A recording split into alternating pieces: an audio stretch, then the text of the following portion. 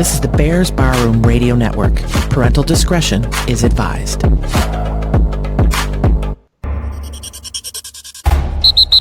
Hey, sports fans, it's world champion handicapper Mike North. Punch this number in your phone right now. If you're driving, pull over. 1-800-808-3419, 1-800-808-3419 for a free pick and info for the premier handicapping site in the country, VegasScoresAndOdds.com. It's the only site you'll ever need with expert handicappers like John Anthony, Denny Macklin, Tony Sacco, Ray Monahan, yours truly, and many more. Check out the homepage of VegasScoresAndOdds.com for a tote board with your buddy. Follow Vegas Scores and Odds on Twitter and dial up 1-800-808-3419. It's 1-800-808-3419, 1-800-808-3419, or go to VegasScoresAndOdds.com.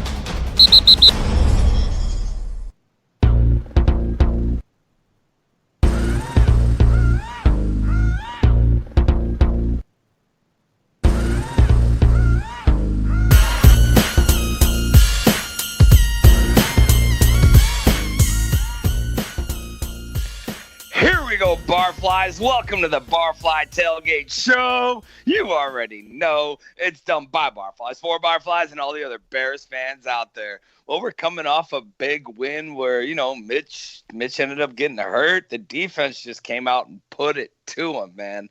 Defense did its thing. Chase came in and did what he's supposed to do.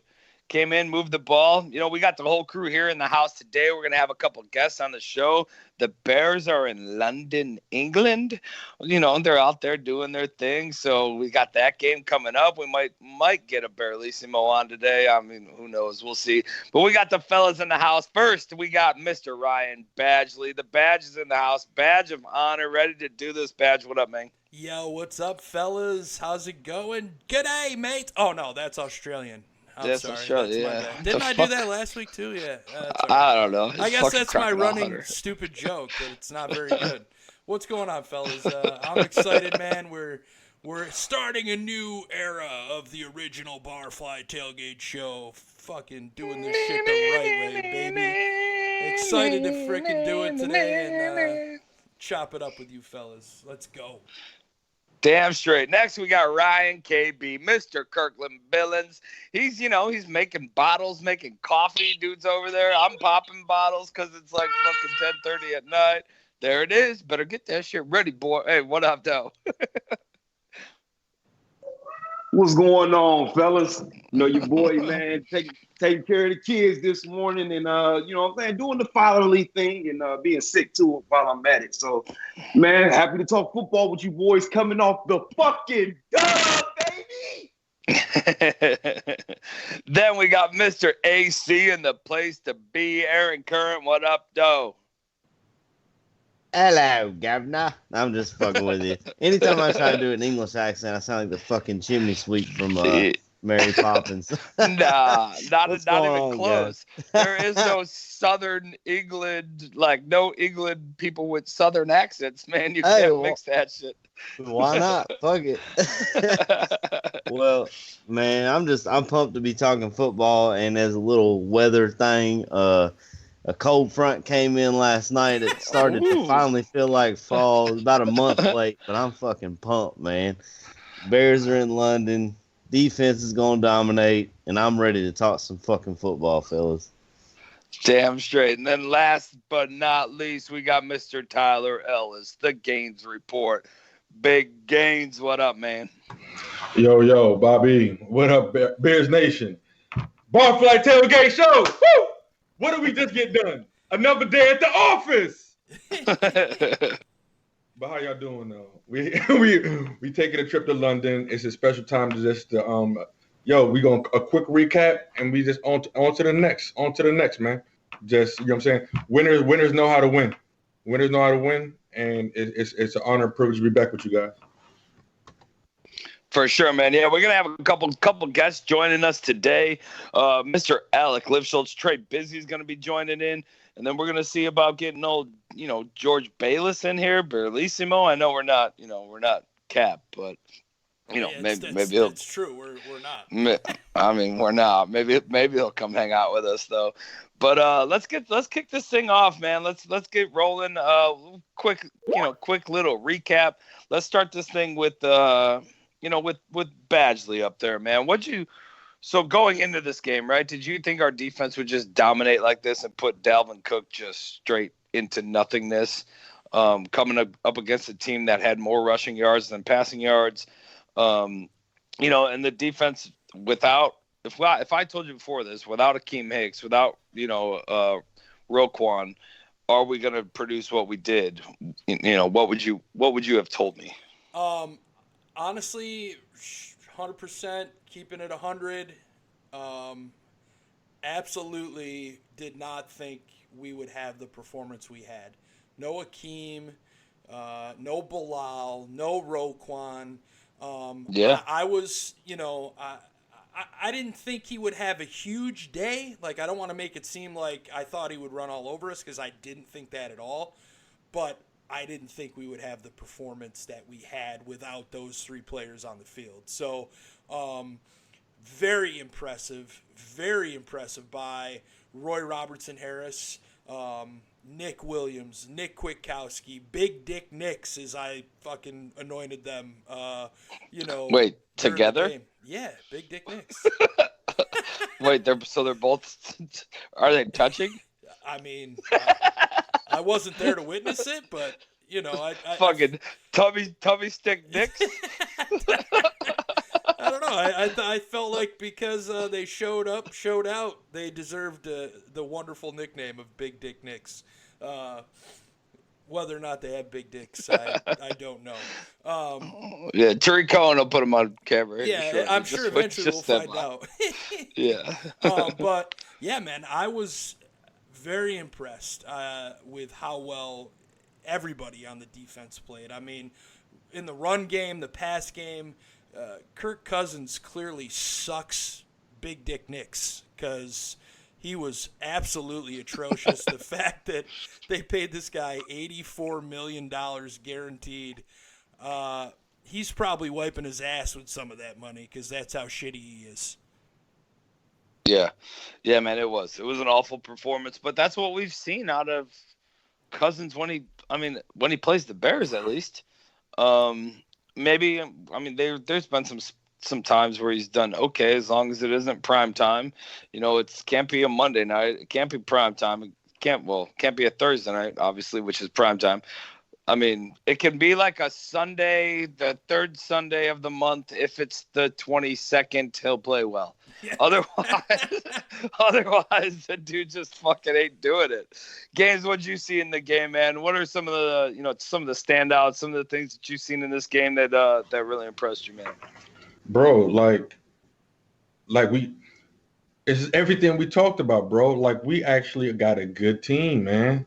This is why I've been going at these silly butt reporters. I don't want to curse. The silly butt reporters, man, because it's like Nagy keeps. I'll do it quick. Thanks, bro. Nagy keeps us unified, man. But then we block out that noise, and it's not just a cute little hashtag. Like, bro, the way with those starters out, like, that was like the second two rushing offense in the league, bro. And we listened to the NFL say all this stuff, and for Chase to be ready, like, Bobby, dog, I just love how our team showed up. You know what I'm saying? And they just had each other's backs, man.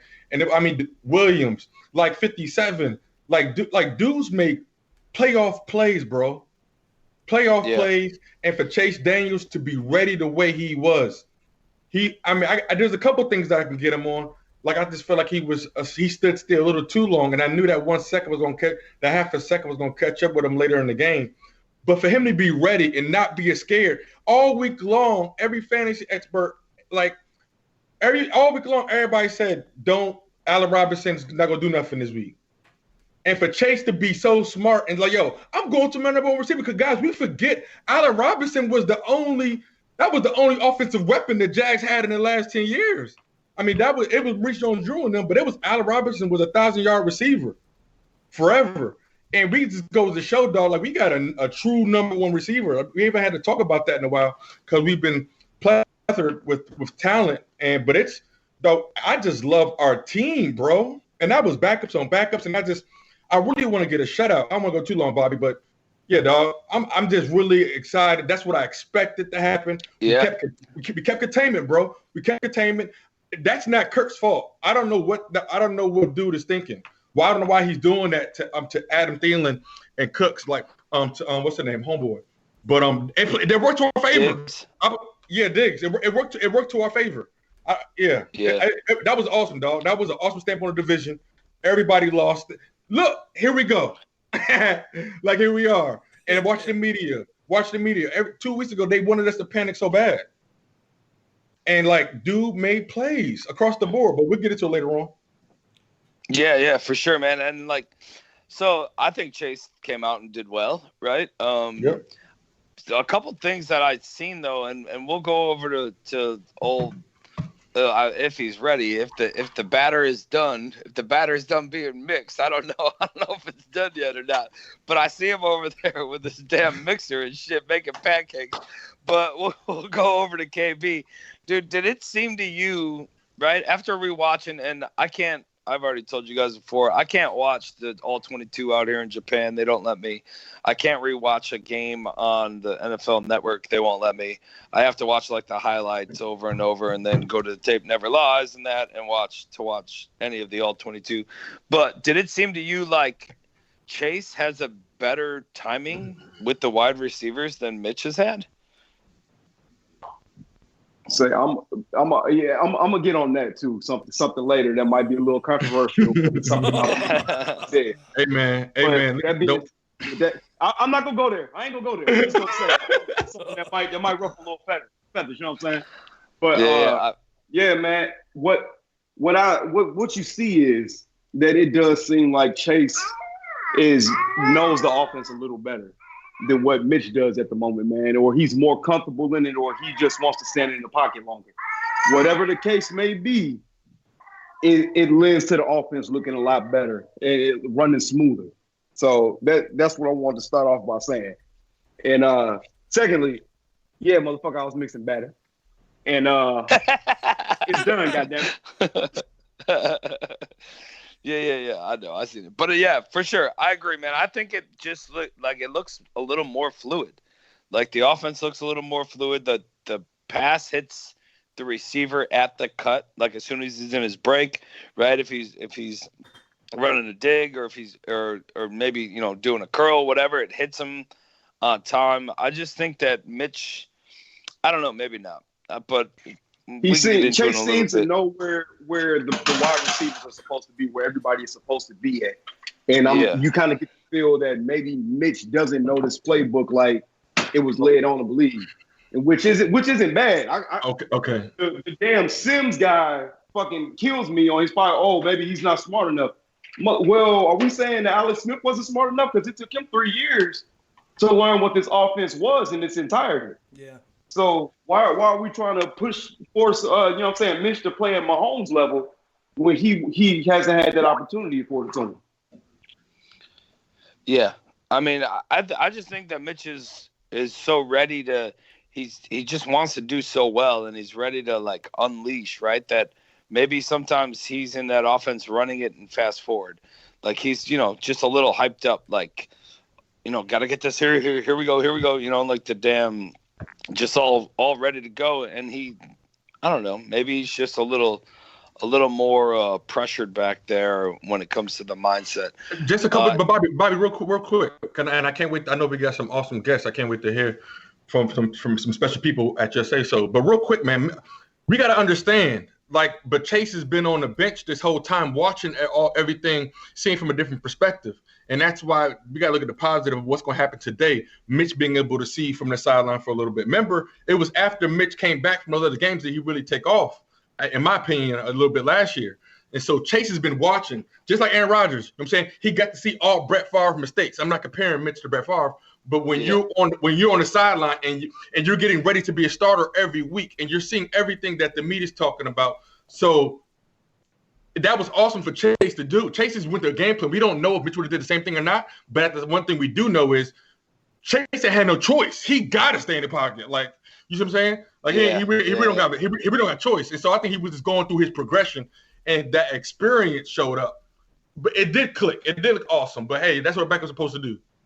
I thought what KB said was the biggest thing. Alex Smith said it takes 3 to 4 years to master this offense.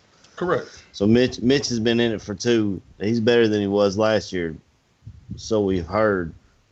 We haven't yet seen it. I guess a little bit in the Washington game we saw it. But it takes time to learn this offense. This isn't some fucking rinky-dink. But wait, does that Loggins say something? Offense. Does that say something about Alex Smith, or does it say something better about Patrick Mahomes?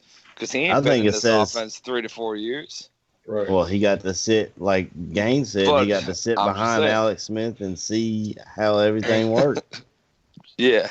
KB's got to put your hand down. We'll come to you in a minute. No, I get it, AC. I'm just saying, like, I just don't want to be on this fucking road again of, like, he's going to do, like, here it comes. This is going to be the week. Like, he's going to do it. You know what I mean? We're going to be on this road until they draft somebody else, which is at least 2 years away. Hey, you don't have to be. We might be as in a team. I'm just saying you don't have to be as a man. You get to decide what you want to do. I'm not saying I'm not for Mitch. I am. I'm just saying that like sounds a lot like you. Where's the point? Where's the point? Where's the time when we're like, all right, look, like that's a wrap, dog. Is it just no, we're not there yet. We're not there yet at all. I don't think we are either. But where is that point? Is it just the first contract? If we don't see something this year, so let me ask you this, AC. At this point, right now, are you re-signing him? Absolutely. No. I'll give him a 5th-year option and see what he can do. Right. But I'm not going to give him. I'm not going to Jay Cutler it again. Yeah. All right. Why not? Yeah, why not? Why not? Jay Cutler got $16 million. That's a deal. That's now, a deal. But back then, I know. He set shit up. Yeah, you're right. I know. I get it. KB's still got his hand up. What you got, man? I think all the blood left. I don't feel it anymore. But let's say something about this Mahomes thing real quick, man. Because I'm sorry, I don't see the same offense that I seen Alex Smith running. I see a guy that's out there playing backyard football. A lot of Mahomes plays get made because he rolls out to his right. Travis fucking Kelce. You got Travis Kelce who finds a way to get open constantly. I mean, he had Tyreek Hill. He has these fast guys who get lost in coverage later on down the field. He extends the play, and to me, it lends a lot to he's just winging this shit. Like, I mean, it's a beautiful thing to fucking see. But yeah, I mean, I don't think you can just drop Mahomes in like the Brady offense or the Saints offense and be like, all right, yeah, now go out there and throw for 6,000 yards like you're doing now. Because he's I'm gonna make the shit happen. He's like the fucking he's the biggest improviser I've ever fucking seen. It's amazing. Plus, I'll give him that. Plus, Andy Reid's been a head coach since what? What year did he become a head coach? This is Nagy's third year as a head coach. Yeah, since I was swimming around in my daddy's testicles. That's how long the man's been a coach. I remember him taking Donovan McNabb to the damn Super Bowl. Now, to some people like Aldo, that wasn't very long ago. But ain't no lights in that pool. Just swimming blindly, running into the walls. Wagga. Yeah, you're right. I mean, he's been...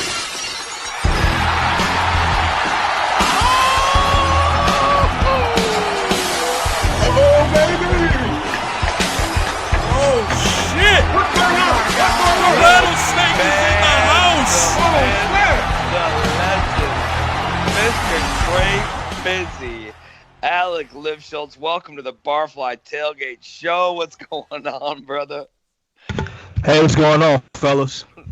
Nothing, man. What up? I know you heard a little of our banter back and forth. I know, obviously.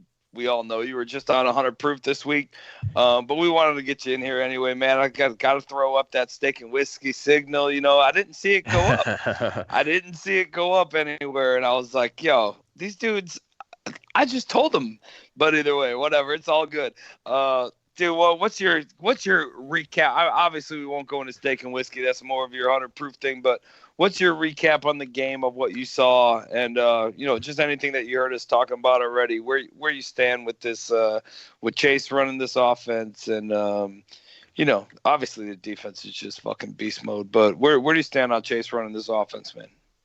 So, which angle do you want me to come from first? Do you want me to talk about my expectations going into the game? Do you want me to talk about Mitch Trubisky and where he's at right now? Do we want to talk about the defense and how spectacular they are and how Jay Rogers, Look, Jay Rogers, the defensive line coach, needs to walk into Ryan Pace's office with a checkbook and put it down and be like, hey, I need some zeros on here. I need a lot of zeros because how he's coached up those guys. I mean, the talent. Think about it. Jay Rogers has been here since 2015 with Fangio. He has been responsible for the defensive line. There was a time where I think it was 2016 or 17 where Fangio just completely took over the offensive linebackers, coaching them. But how he coached up, like even Roy Robertson Harris, they stashed him his first year, coached him up, put on some weight on him, turned him into a monster. Bilal Nichols was a project, quote unquote project, aka he wasn't being used right at Delaware. Coached him up, had him looking like a monster last year. Then you got guys like Nick Williams coming out there and just looking like the goddamn second coming of Fletcher Cox. I'm watching the game. I'm watching the film. I'm like, holy shit, dude, the guy got the gold teeth, looking like fucking. I was just gonna say that. Looking like my boy Trick Daddy and shit, coming out there just choking people. Yo, is this the only dude left in the NFL with a grill? I don't know. My boy down there in New Orleans, he's not gonna be my boy in a couple of weeks, but my boy Alvin Kamara has a pretty sweet grill. Okay. Yeah. He got the diamond fronts, right? Yeah. KB, you're saying Timmy Jernigan's got a grill still too? Timmy, yeah, he do. That'd be interesting to sit around and list the guys that have grills. But moving away from the defensive line, Nick Kwiatkowski, man, a lot of people were slamming the table for the Bears to cut him, and a training camp. And I'm like, why would you cut him? He's easily our third best inside linebacker, and it's not even close, right? But a lot of people are like, they're just like feeling like he hasn't lived up to expectations, because Roquan was drafted last year and took his spot. Make no mistake, Roquan is, as far as like all around, is a way better player than Kwiatkowski. But his strengths on Sunday outweighed his weaknesses, right? Like the weaknesses with Kwiatkowski is sideline to sideline speed. But you couldn't tell me that on Sunday. I don't know what kind of training he did in the offseason, but Sunday, that didn't look like a weakness. He's sniffing out. I was screens. I was one of them, man. I was slapping the table because, depending on who you're going to, like, you can only bring so many dudes to the team, right? Like, dudes have to, there's just not enough room for everybody. But if they use him the way they used him on Sunday, where he's straight just get in the backfield, because that's what he did for the majority of the time. There wasn't a lot of coverage that he did. He didn't sit back and try to zone the middle. I think that's his biggest weakness. Amen. You try to make him sit back and zone the middle, and he gets beat all day. And it seems like that's the only thing we have him do against the Packers. You know what I mean? Against anybody else, I don't know, but I'm just saying, like, against the Vikings there, he was just straight bull rush and beast mode getting in there, and dude had a fucking hell of a game. I just don't think you can't use him as a drop back play middle zone like you can Roquan if he's back there. Yeah. Right. No, you cannot. I want to say, oh, my bad. I was going to say this real quick because I remember a while ago, man. I can't remember what show I heard it on because it was before, I got involved with Ballroom. But I remember somebody saying, would they or should they consider moving Kwiatkowski out, to the edge and let him come off the edge? Absolutely. Because he has that skill set to, just to get after the passer. Absolutely. They just talked about it on Sunday, bro. That was good stuff right there. I mean, I think it was Romo, one of them guys that said it. She should definitely be outside linebacker depth, for real. I mean, that was great run coverage, bro. I mean, that was by far the most impressive best game he's ever had it in his Bears career. Trey, I was one of those people. I was like, yo, what the heck, man? Like, bro, move your hips. Like, no. But it was just, like Bobby said, like you said, it was all in coverage. he was always the receiver will always go past him, and he'd be sitting still. And like you said, Aaron Rodgers, nah, man, he needs to be on outside containment. My man is great on the move. He's great. He's great on the move, and he can open field tackle, man. He came through with the solo sack. That's a man, dog. He really impressed me. Great stuff, Trey. How you doing, brother? I'm doing really good, man. I'm glad to see you're up and chipper this Saturday morning. You already know. Glad to see that, man. Yo, it's Saturday night here. It's 11:40 at night. I'm on my fifth glass of whiskey already, Trey. Man, you guys need to step your game up. Are you taking it easy tonight or what? Fifth glass? Dude, I'm gonna send you a video I sent these other dudes earlier. You'll like it, man. It's kind of crazy, but it's hilarious, man. Yeah. I was at I'll just kind of tell it right now, even though it has nothing to do with any of this. So real quick, I was at a it doesn't sushi. Involve his dick. Yeah, it does not. I was at a sushi go round, right? And it's like in Japan, there's like the booths are all set up next to like these little conveyors, right? And like people put sushi, or the cooks put sushi on a plate. It comes out around the conveyor. Well, I took my phone and I put it on the conveyor and I let it go around the restaurant and like see everybody. You know what I mean? Like while they were going past. This shit's pretty dope, man. I'll send it to you later. But yeah, dude, I'm on some Suntory whiskey, some Japan Suntory whiskey, and it's been a good night so far, man. But and I gotta wait till 2 a.m. on Monday morning to watch this game. That's what time it comes on here. So tomorrow night's gonna be a short one for me. Yeah, but what? Man.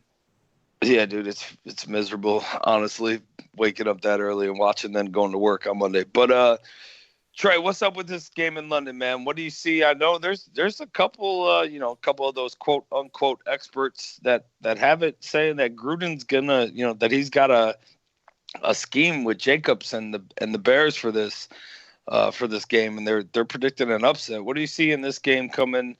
Out there in Tottenham Stadium, and what's your expectations?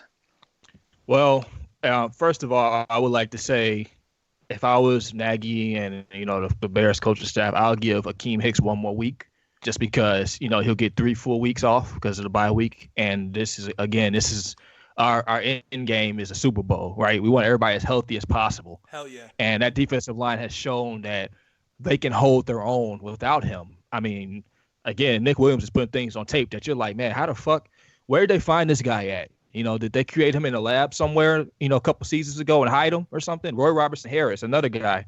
It's like just seeing these dudes, they're out there. I mean, they're getting their hands into offensive lineman chest. They're moving them to the side. Yeah. With one arm. It's like, what the fuck? Where'd they find these dudes at, man? It's just like destroying people out there. They're mauling offensive lines. But we already know the angle with Khalil Mack. What do I have to say? What can I possibly say about him that hasn't already been said? We already know he's about to wreck this game tomorrow. He's been looking forward to this game since the moment he became a Chicago Bear. Probably that same day. He came to Chicago, was holding up the jersey in the back of his mind. He's like, I can't wait to play those motherfuckers. I don't know when it is. But as soon as it happens, I'm about to get like 5 sacks, 3 forced fumbles. Just wrecked. I mean, again, Jacobs, he's a good young running back, man. He plays good inside the tackles, outside the tackles, can catch the ball pretty good, and picking up blocks, But again, we just play quote unquote the best running back in the league, right? The offensive line for the Vikings aren't slouches. Yeah, but yeah, it's the Bears defense is hungry. The whole offseason, the media has did the worst thing that you could possibly do and disrespect them. They've been disrespecting them, saying they're going to fall off. They're not going to be the same. Mm-hmm. They're a product of Vic Fangio. They're disrespectful to Chuck Pagano, too. I mean, they just spent the whole offseason disrespecting this defense, and these dudes are hungry, man. You would think they didn't win 12 games last year. That's how they're playing. They're playing like they're trying to prove a point. And so, yeah. God bless the Raiders tomorrow, man. I mean, their offense, if they don't have their number one target, Tyrell Williams, they're in trouble. I mean, I like that tight end they got. I think his name is Darren Fowler. I want to say his name is. He's a pretty athletic guy. I mean, I've seen some of him. I haven't watched a lot of years. They had that Monday Night Football game. It was like late. It was like it was the first game of the season. It was like the second Monday Night Football game, first week. Nobody's staying up to watch the fucking Raiders and Broncos, man. But I tried. I tried my best. But the Raiders, offensively, they're going to have a lot of trouble. They say Carr is getting the ball out quicker. You're not gonna get the ball out too goddamn quick against our defensive backs. They're pretty good in coverage, especially if he's like getting the ball out within 1 or 2 seconds.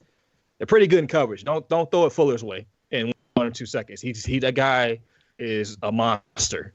A lot of people don't give him the credit he deserves because he makes plays on the football that he wasn't making a few years ago. The guy is a film junkie. He studies your habits as a quarterback, as a wide receiver. Oh, he's the guy. Khalil Mack said he watches film all the time. You see him, he's out somewhere, he's watching film. Eddie Jackson and and Clinton Dix. Was disrespected the whole offseason. They were saying we're gonna fall off. Well, he's not Amos. Well, thank God he's not Amos in coverage, right? Thank God. That's what we didn't want. We wanted him to be who he is in coverage. So we know he is. We've seen on film.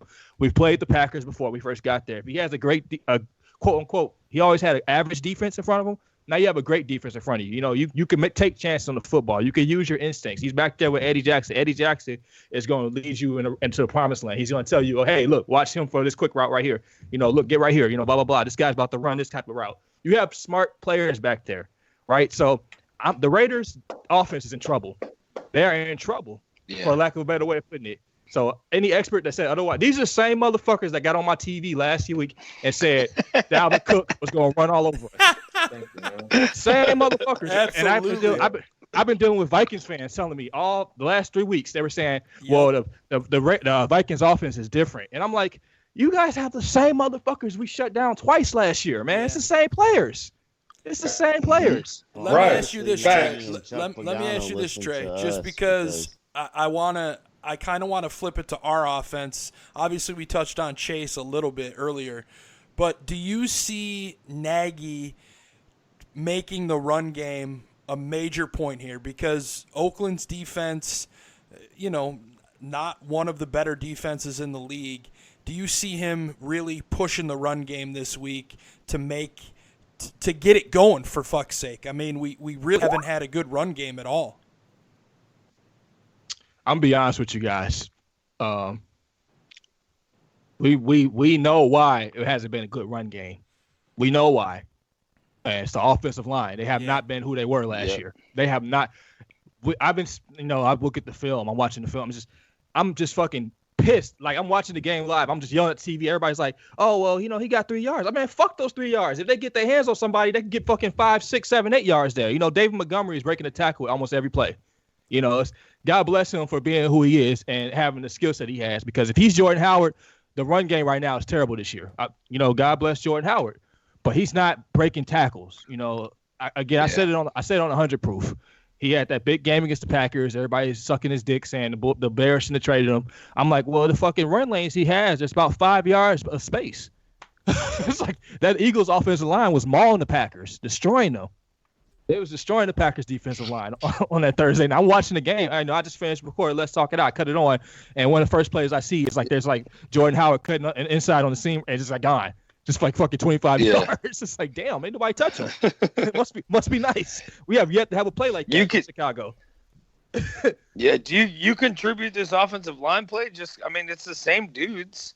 Is this because of the change with Whitehair and Daniel, and now Daniel's calling the schemes and the blocks, or is this just something in the just in the water right now, and we need to wait for this thing to come around?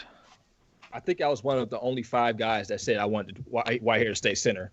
It was probably like 5 of us in the whole Bears Twitter that said Whitehair needs to stay center. Not only because of that, he has an understanding of calling out the run blocks and stuff like that, but he has a familiarity with Mitch Trubisky. Right. He's a young quarterback. You don't fucking switch your center for a young quarterback. Don't have no preseason snaps at all. None. Not one preseason snap. Okay, guys, we practice and blah blah blah against the defense, our defense. Let's get out there in a real live game. Let's go see how this works. Both teams week 1 looked terrible for the first half. The Packers looked terrible, obviously because of our defense, and our offense looked terrible. They looked fucking terrible. The quarterback wasn't ready, the offensive line wasn't ready, and Nagy wasn't ready. Play calling wise, it looked terrible, man. That game. And watching that game with meathead Bears fans, which I was subjected to do, just hearing the things they all kept saying, Trubisky sucks, Trubisky sucks, Trubisky sucks. I'm just like, I'm thinking to myself, I'm imploding on the inside. Like, I'm not even going to try to explain anything that's going on in this game to them because they're not going to understand that Kyle Long is letting fucking linebackers come right up the middle and smack Trubisky with 1 second, because he missing his block assignments. I'm not going to explain Daniel snapping the ball too early because, I'm not going to explain none of that shit to them. They don't understand that shit, right? First 2 weeks, the Broncos game, man. Broncos game was that defensive line and that front seven is tremendous. He tried to get the run game going there. I give Nagy credit for that because he was really trying to push the rock with David Montgomery that game. You love to see that. Now, the Washington Redskin game, this was the game where Mitch started showing me who he was last year, right? I mean, Nagy was getting to play to him sooner. He was letting Mitch get to the line of scrimmage. He's reading the defense. He's calling out plays. He's making changes that he sees. This is what you want to see for your year 3 quarterback, right? You want him to get to the line, be able to understand the coverages, and make plays accordingly, get the ball out quickly if you have to, get a little bit more comfortable. And then as he's a rhythm quarterback, once he got into a rhythm, he started throwing them deep. He started playing like who we know he is. That Vikings game, it really pisses me off because the first 6-7 plays, he was looking like exactly like he did that Monday night game. He was getting to the line quick, blah, blah, blah, like, okay, this is what they're running right now. They're playing zone here. Oh, I want to get the ball here. Oh, let's run it right here. Oh, let's run RPO right here. He was doing exactly what he was doing the Monday night game, but then that play, Everson Griffin just ran right past Leno and just came back there and almost suplexed my boy in half. Like, I knew he was done. I was like, he's done for the game. It's sad, man, because that's what you wanted to see. What from him was to have another solid, 2 to 3 touchdown game here, try to have a clean game, no pick. That's what you want to see. That's what it felt. That's what I felt like was possible that game. Yeah. That's what I felt like was possible that game. But him getting hurt, it's sickening because now I got to still see people, Bears fans, disrespect him like he's not playing his 4th year out of high school starting. Yeah. I mean, it just throws another question mark at it. It gives somebody else a reason to throw another question mark. And we said it here last week. We thought that this was going to be maybe not exactly like the Tampa Bay game last year, but we thought it was going to be similar and a little better than the Washington game, that he was going to start putting it together and getting it moving downfield and why not? But, it was the sixth play of the game, and he's down, and all of us are cringing like, oh shit, here we go. And we seen Chase in the preseason, and everybody was like, fuck, right? But then Chase came out and did his thing, and he's actually got the ones with him who have played a little bit now, and there's bright spots there, and I think that with the defense, he can carry us, and and bring us, through this game in London. Then we got the bye week, and then Mitch is supposed to be back. So, I think we'll be all right. Obviously, I don't think we're giving this one up in London, and then hopefully he, comes back around after the bye week and he's ready to get at it. But so I asked these guys early. Well, I only asked AC, but where's your questions on Mitch? Like, what is not whether or not he's going to be here, because I think we're all sure that he's going to be here, right? But where's your questions? You got dudes saying right now that Chase should be the starting quarterback, and you got him saying sell Mitch for this, get somebody else in here, do this, do that. What is your question mark on Trubisky? Like, what's something that you think that he needs to sharpen up, or where's your doubt with him at, if you have any? Can I just say that people need to stop that Chase Daniel hype train, please? Because the guy threw 1 touchdown on Sunday, man. He threw 1 touchdown pass on that was 195 yards. 195 yards, scripted play, first drive, right? Chase Daniel has been in the league for 10 years, and there's a reason why he's not a starter somewhere. There's a reason why. He's a backup quarterback. Yeah. He's a career backup quarterback. If you're so goddamn good, you'll be starting somewhere right now. So even though he mastered the playbook, and he, quote unquote, as Bears fans say, looked good on Sunday, he's not our guy, okay? Trubisky is a hell of a lot better at him, right? A hell of a lot better at him. But one thing he's lacking, and one thing I've seen his confidence right now is just through the floor. Mr. Trubisky's confidence is through the floor. He doesn't look like the guy that we saw last year in the Eagles game lead us down the field and put us in position in the game. He doesn't look like the guy that came out there against the Lions at home and just picked them apart. Right, he doesn't look like that same guy that was just going at it with the Dolphins when our defense couldn't hold their own. last year. He doesn't look like that guy this year. I don't know what's going on with him, man. I don't know. I mean, a lot of people talk about that Tampa Bay game. Now, that was a great game, but to me, his best game that he looked like he was a solid player making plays, it was that Lions game at home. He looked like he was just taking command of it, right? He was making reads. He was making throws that you expect for the second overall pick. Mitch's problem is where he was taken at and what we gave up to quote unquote move up to get him. He will always catch way more slander than Mahomes and Deshaun Watson, right? They'll always be compared. No matter, Mitch could go out there next year and throw 35 touchdowns and have 8 picks, and he would still be like, well, the people always say the Bears should have took Patrick Mahomes. They will always say that, no matter how good Trubisky becomes. They will always say that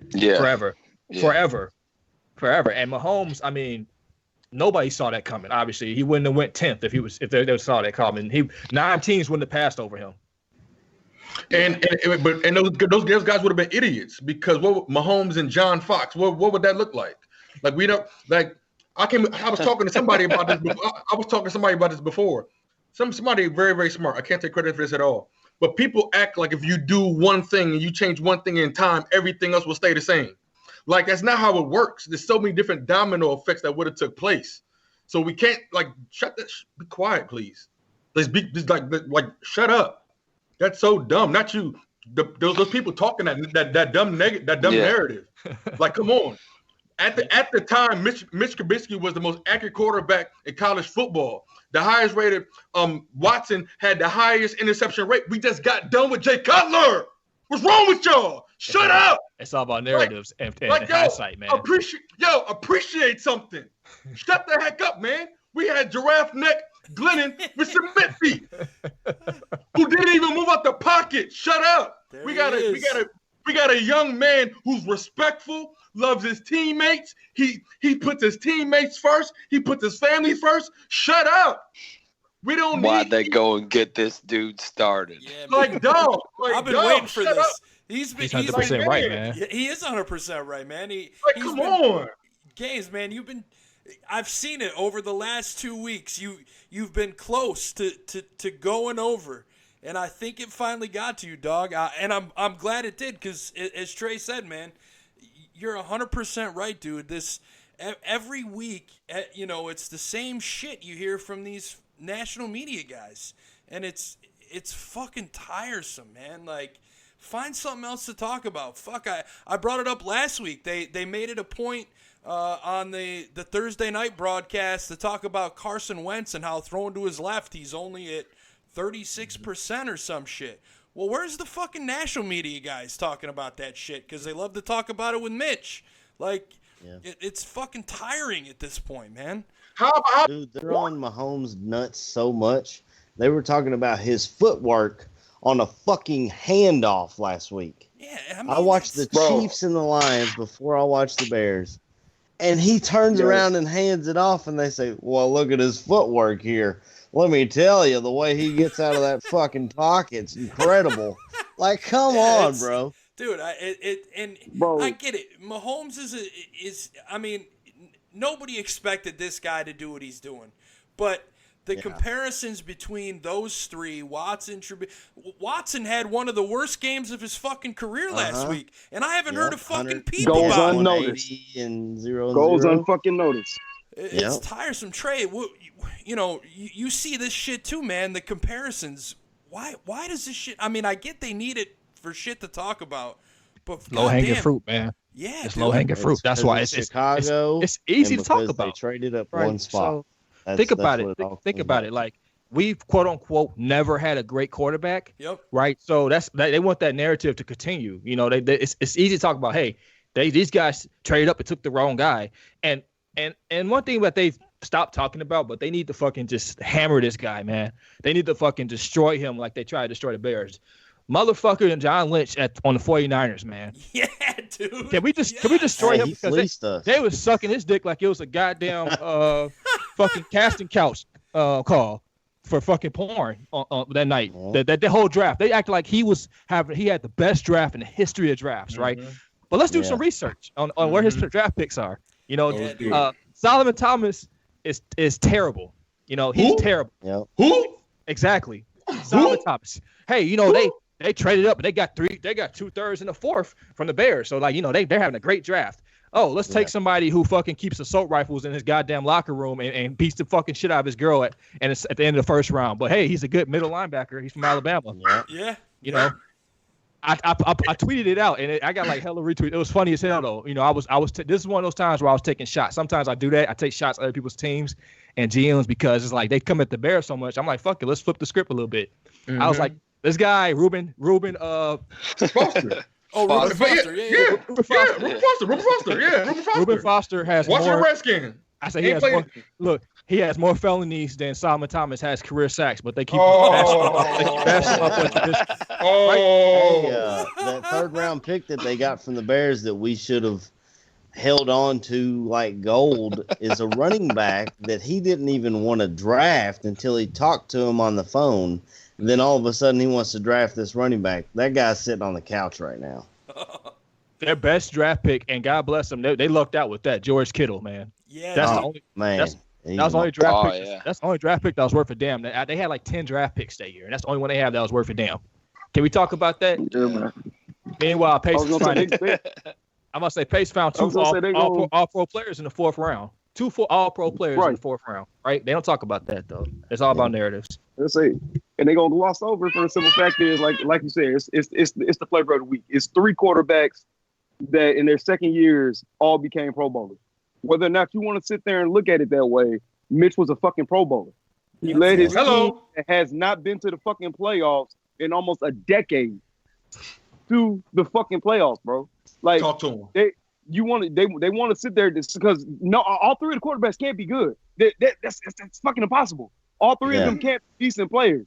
They want to write that Peyton Manning, Ryan Leaf narrative. Exactly. And 2 of them have to be good. Why can't it be the same situation that we had with fucking Roethlisberger, fucking Eli, and Rivers? Why can't they all just be 3 solid fucking quarterbacks with one showing out, one that's doing good, and another one that's trying to figure out how to fucking do the shit?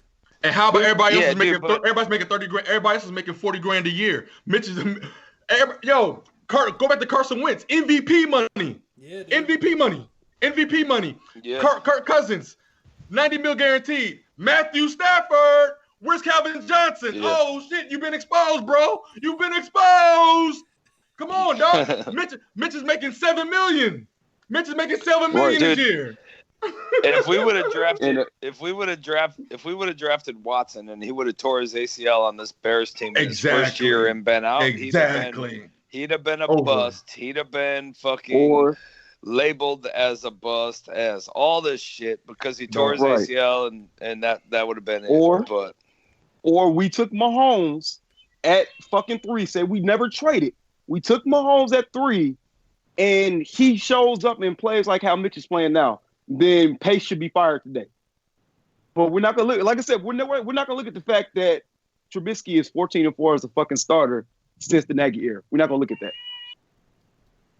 Mitch is dope, dog. We got Khalil Mack, dog. We got Khalil Mack, man. We got Khalil Mack. Are we slandering NFC North quarterbacks or no? We'll slander any quarterback you want. Slander is totally open. Can we throw a couple shots out there? Slander.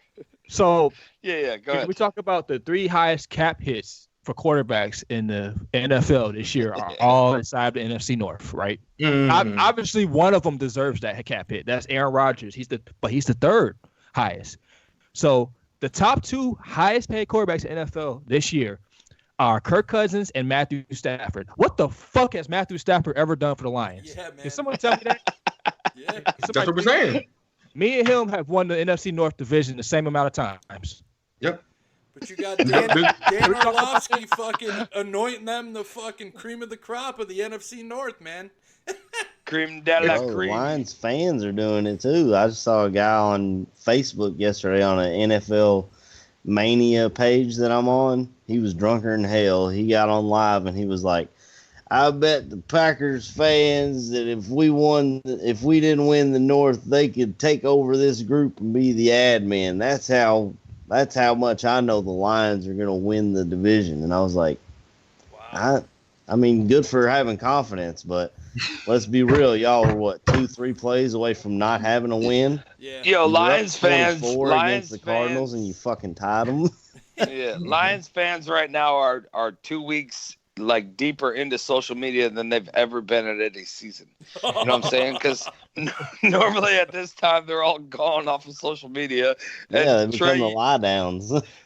Trey starts calling them out and sending screenshots of, yo, where'd this dude go? Where'd this dude go? They be going missing like the Amber Alert.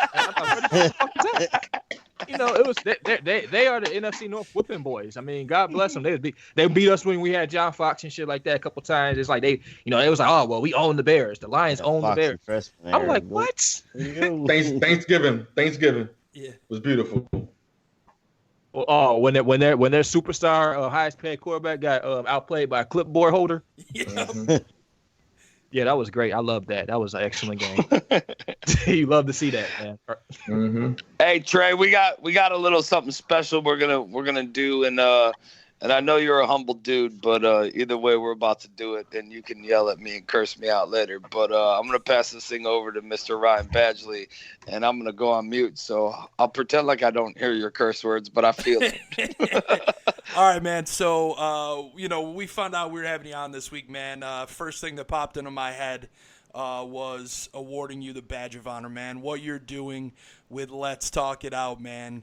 I know I've said it to you before, man. What you're doing is amazing. You are helping people. You are changing lives and changing the world, brother. And to be able to just give this small token of appreciation to you on our show, man, means so much to me. Being a part of this Bears Barroom Network with you, and now seeing you taking this and doing it on your own and making a positive impact every day, man, is just awesome, bro. So we award you the Badge of Honor, man, and the Let's Talk It Out podcast network. And I know you talked about it on 100 Proof, man, but why don't you tell the original Barfly Tailgate Show listeners, man, all the great stuff that's happening to the Let's Talk It Out podcast network? Well, first and foremost, man, I want to say thank you, man. I really do appreciate that, man. It's humbling work, man. It's just to know that a guy like me, a guy who just gave a fuck one day and decided I'm gonna do something to help people. Took a concept, really. It wasn't an idea, it was a concept, and just, created an idea and then created bullet points for how to get to this idea, how to make this happen, and just took it and made it reality, made it something that was tangible. Let's Talk It Out was just a concept that it became a reality. It was like a year and a week ago, September 25th. Yep. was when it launched. Right, it was on the Bears Barroom Radio Network up until January. That's when I took it on my own. Mm-hmm. But just to think that where it started off at, it was just a podcast on a football network. To think to the fact that now it's at the point where, as I said, on 100 Proof, people are reaching out to me. People are sending me emails trying to get my services. I've been booked to do conferences and stuff and speak panels. And I recently went to this center called the I Can Dream Center and spoke to 30 kids, 30 teenagers, about how they need to understand that. And exactly the word for word what I told them. I mean, I kept it centered around this. I was like, this place is the I Can Dream Center. And I told them, I said, you don't ever let anybody tell you what you can or can't do.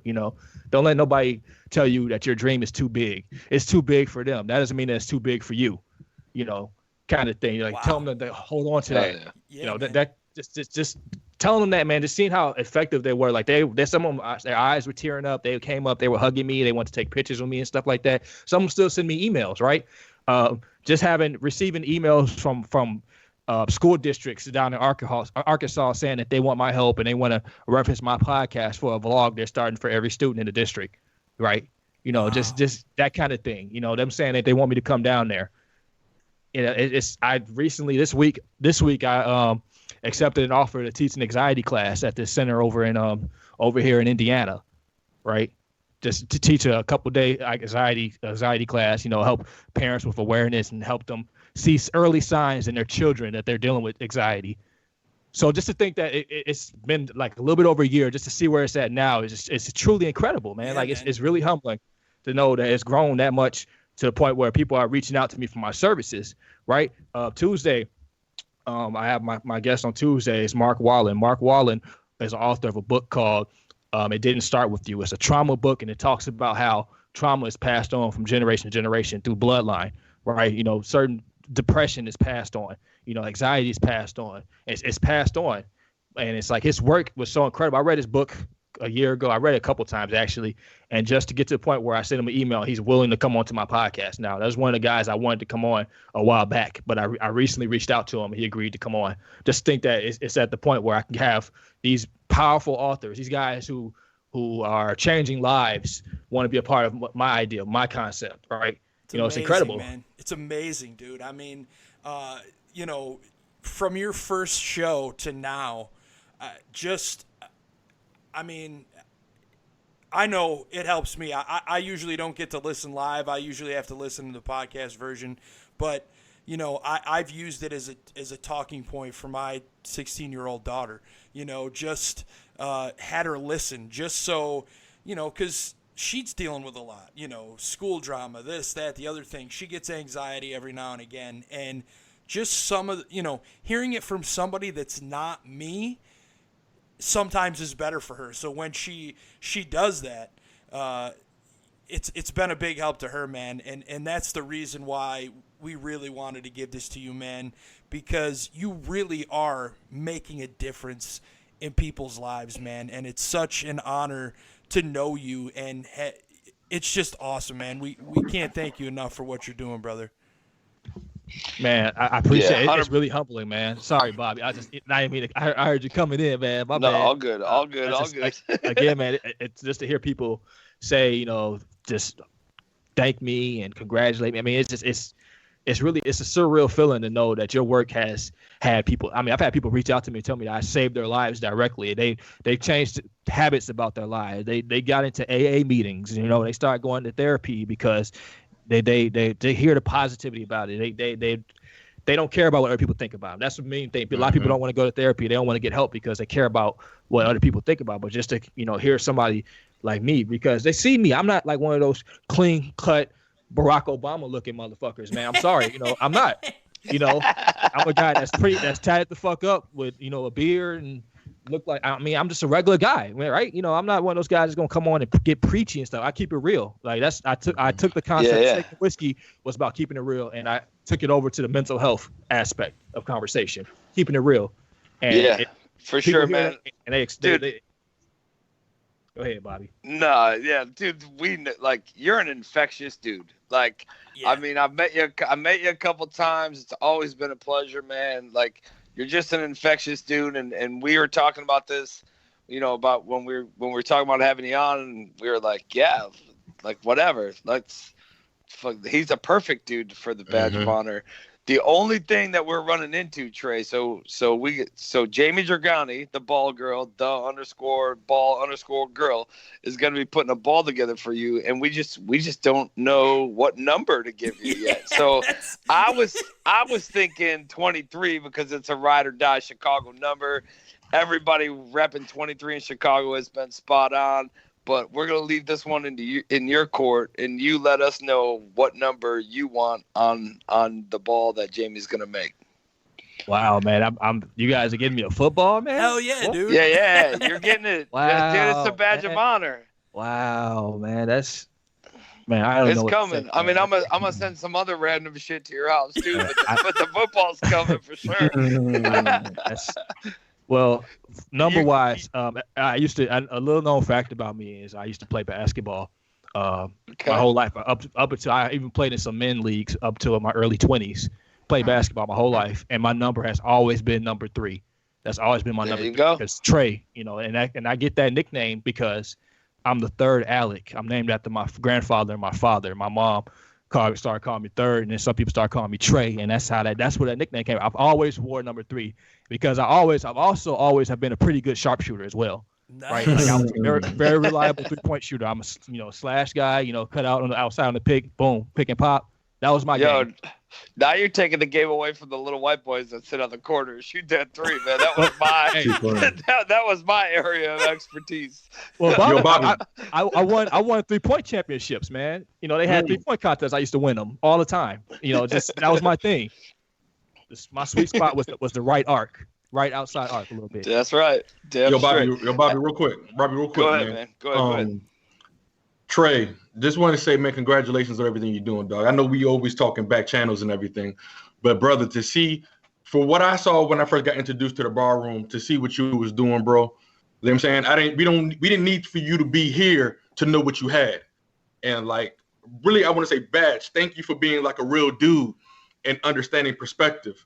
And like, that's really, really dope that this is what it's all about. Hell yeah. You see what I'm saying? We wouldn't be on this call if it wasn't something so silly as the Bears. But when we could take a simple sport and create other platforms to unite people, this is what it's about. But Trey has been a revolutionary in this aspect. And this is something that I'm very, very strong in about. There's a lot of people that talk.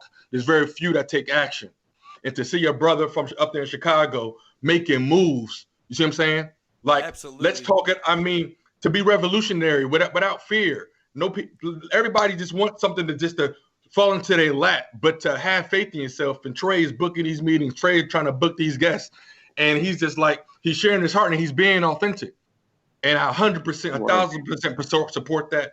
And if somebody's listening to Trey's show, that's preventing that person from committing suicide or going back to one of their elements. But anybody that goes to Trey's show, they're taking a step towards winning because and there's no victim mentality. And so when you tune in to Trey's show, you're just not tuning into a show. You're tuning into a full chat room of people that want to talk with other people that are trying to get through something. None of us are perfect. But to make a decision to win, to make a decision that you want to live, Trey, man, you are the man, dog. It's just the beginning. I'm pretty sure Ellen, you're gonna be on the Ellen show like within the next 5-10 years, dog. Like, cause it's real, man. Cause Chicago, from a city where there used to be a murder capital, bro, to now, but what you're doing, bro, is worldwide. And as a veteran, and thank you so much for having me and Bobby on the show before, dog. You're touching a lot of people, bro. And I'm freaking proud to know you, my man. Man, yeah, and I just want to piggyback off of that real quick too, bro. Before you go on, because I mean, me and you started interacting through Twitter. You know what I'm saying? I started as one of your follows, and I had the, you know what I'm saying, the graciousness to get followed back. And then I had met you last year, you know what I'm saying, at the training camp over at the bar, bro. And I'm just like, man, he a down to earth dude, man. He's one of us, man. You know what I'm saying? That's cool people. That's good people. And you know what I'm saying? You changing the stereotype, bro. Because people that look like me and you know what I'm saying? I don't want to take it there and be like, oh, it's a black and white thing and shit like that, because it's not. But the simple fact is, there is a simple truth to it. People that look like me and you, gangs, we get stereotyped to be one thing, and we get books read about us quick. They look at that cover and say, you know what, man, that person probably does this. He probably sells this. He probably all into all these bad things. But to have somebody do what you do, to touch so many lives and to look like us, bro, that's a fucking blessing, bro. And excuse my language, I'm talking about something that's real like this, but that's a blessing. I got a brother that's mentally challenged, you know what I'm saying? And I came back from school to help take care of him. And you know what I'm saying? We don't look for that credit. It's because it's the right thing to do. We're all raised, you know what I'm saying, in good veins by great parents. And all had that same come up, just like everybody else does. Mm-hmm. But because we look a certain way, we get typecast. So that's why I'm saying, bro, 1,000%. Everything of what you're doing is amazing. You change the stereotypes, bro, and you're doing your damn thing, bro. And that's all I want to say, man. That's from the heart. Thank you, man. Thank you. Again, man, like I said, this is truly humbling, man, to just be showered with these kind of compliments. And yeah, man, I mean, I am a man of the people. I'm a regular guy, dude. Like that's literally what I am. You know, I'm not like some type of, you know, there's not like a yellow aura of light that's coming from me when I'm walking down the damn street. I'm a regular guy. You know, No, sorry, bro. Sorry, but listen, you're wrong. You're wrong. Hey, you're wrong. Hey, look, gang, look. There is. Hey, the Bears, the Bulls, the Blackhawks. You know, like, look, my boy Scoops. No, hey, regular guy that loves obsessed with Chicago sports, man. Right. Just a regular guy. Right. It's so funny. It's like I always think about how when I was 9 years old, I was raised in the church. Both my parents were pastors. I was 9 years old, and it was a huge like they had like some type of seminar going on, and one of the apostles there is like praying over me. He was telling me like how, he was like, he prophesied over my life and told me, he was like, when you grow up, you're going to become a leader of men, and a lot of people are going to look towards you for which direction you're going to go in. And I thought about that, man. Like my mom brought it up to me like last year, and it's like, man, it's crazy to think about hearing that 20 years ago. It's like, you just think like, oh, it's just some church stuff. But then like to look to where you're at now, it's like people are looking towards me. People are following me, and they're looking towards me for help and advice. And I had to lead them in the right direction, man. I have people all the time contact me, man. They're just on the edge, and like they're breaking down mentally. They're completely lost. I had people call me, man. Awesome. And it's so funny. I had people call me that were guests on the show, right? People call me crying, like because they're normal people too, man. Just because they got fucking psychology degrees and that they're helping others doesn't mean that they're not a normal person themselves. I tell them all the time, you need to make sure you're taking care of yourself, right? I don't have a psychology degree. I don't have a sociology degree. I'm just a regular guy, just like you guys, right? I'm a regular dude, right? You said it, man. You came up to me and started talking to me at the bar. I didn't really know who you were, but I was like, hey, man, what's going on? Yeah, I appreciate you, man, listening in, blah, blah, blah. Regular guy. But people still sometimes, I don't know, man. It's weird, kind of like, sitting back and looking at it, on the outside looking in. If you sit back and look at it, I am a regular guy. I'm not, again, Ellen, this isn't like, I'm not fucking Dr. Phil, nobody. I'm a regular dude. No, but that's what it's about, Trey. Trey is what it's about, dog. And it's bigger than a church thing. It's about being just obedient, bro. Church is just a building. We are the church, dog. This is not just about a Sunday thing. This is Monday through Friday. But Trey, some people walk past a problem and they just keep on walking. It takes a certain kind of man to see a problem and say something. So that's what it's about, bro. And that's why I respect. Hey, you're a regular guy, but you're doing big fucking things, man. And that's what it boils down to.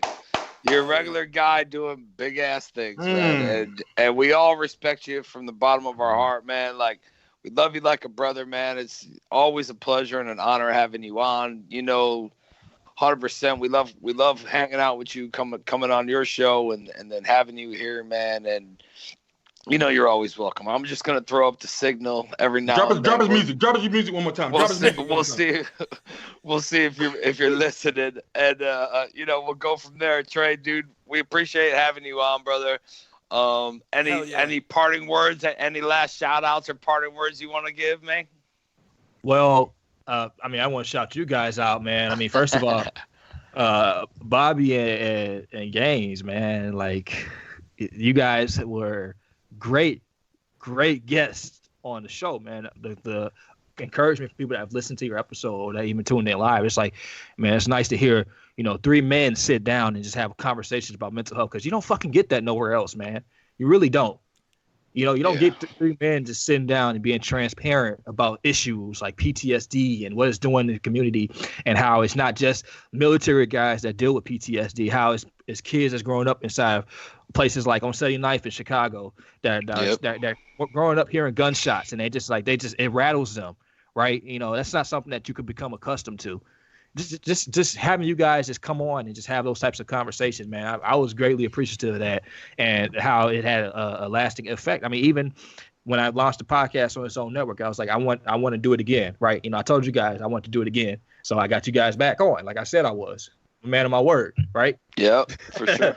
Like, hey, you guys, whenever you guys are ready, we'll set that up. We made it happen, man. So I want to thank you guys for coming on, man. I want to thank the show, man. You guys, just asking me to come on. I went on a damn Bears Barroom tour this week. I stopped at 100 Proof on Wednesday. Tailgate on Saturday. Sunday might do the fucking, I don't know, whatever the post game show is, whatever it is. Hey, you got an open invitation to the Barfly Tailgate Show. I'll tell you that.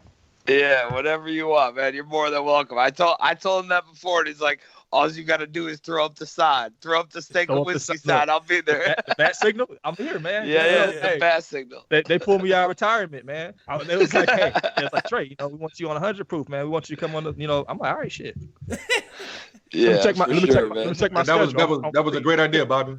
Hell yeah. Yeah, for sure, man. Hey, Trey, should we put 03 as your number, or just a 3 like below the Trey?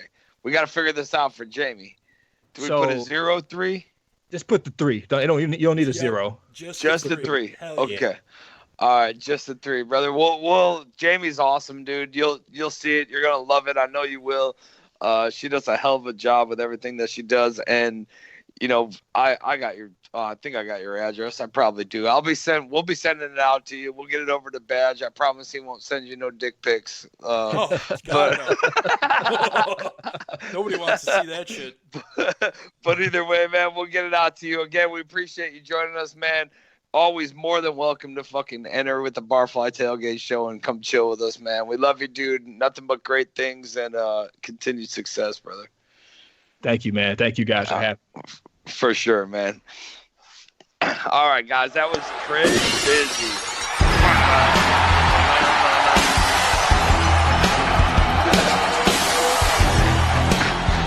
Trey Bizzy leaving the bar. He is. He's on a barroom tour this week. I mean, he already said it. He's going around on a barroom tour. But man, nothing but love for that dude. He's always like, whether in person, over the phone. I've had many conversations with him, and I mean, we've. There's nothing you can't. Trey's just a great fucking dude, man. And now, fellas, let's roll into this Oakland game. I know we had Trey talk about it a little bit. We'll roll into this Oakland game. We got our other boys joining us in the house right now. Oh, Joey Two Scoops Mandel and John Santucci. What's up, fellas? How you guys doing? We'll start with you, Joe. How you doing tonight, man? I say tonight, and I fuck you guys all up. I know it's morning for you, but it's like fucking midnight for me. Go ahead. What you got? It's all good, brother. How's things for you, man? I'm just living the dream here. Man, it's a great day for some football coming up. I know for you it's already Sunday, right, Bob? Almost? Yeah, right. Well, it's 12:26 a.m., so yeah. I mean, technically it's Sunday, but I don't get football till Monday morning, so Mr.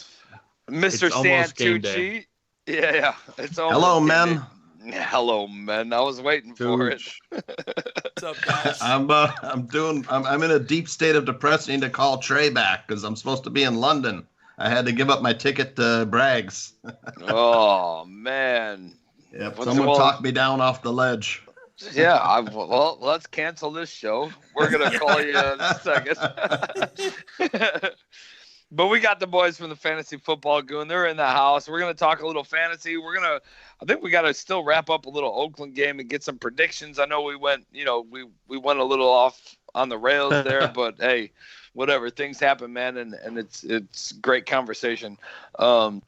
All natural shit. We don't have a show flow. We just call dudes, and if they answer, they're on the show, and if they don't answer, then fuck. We're just gonna keep on rolling.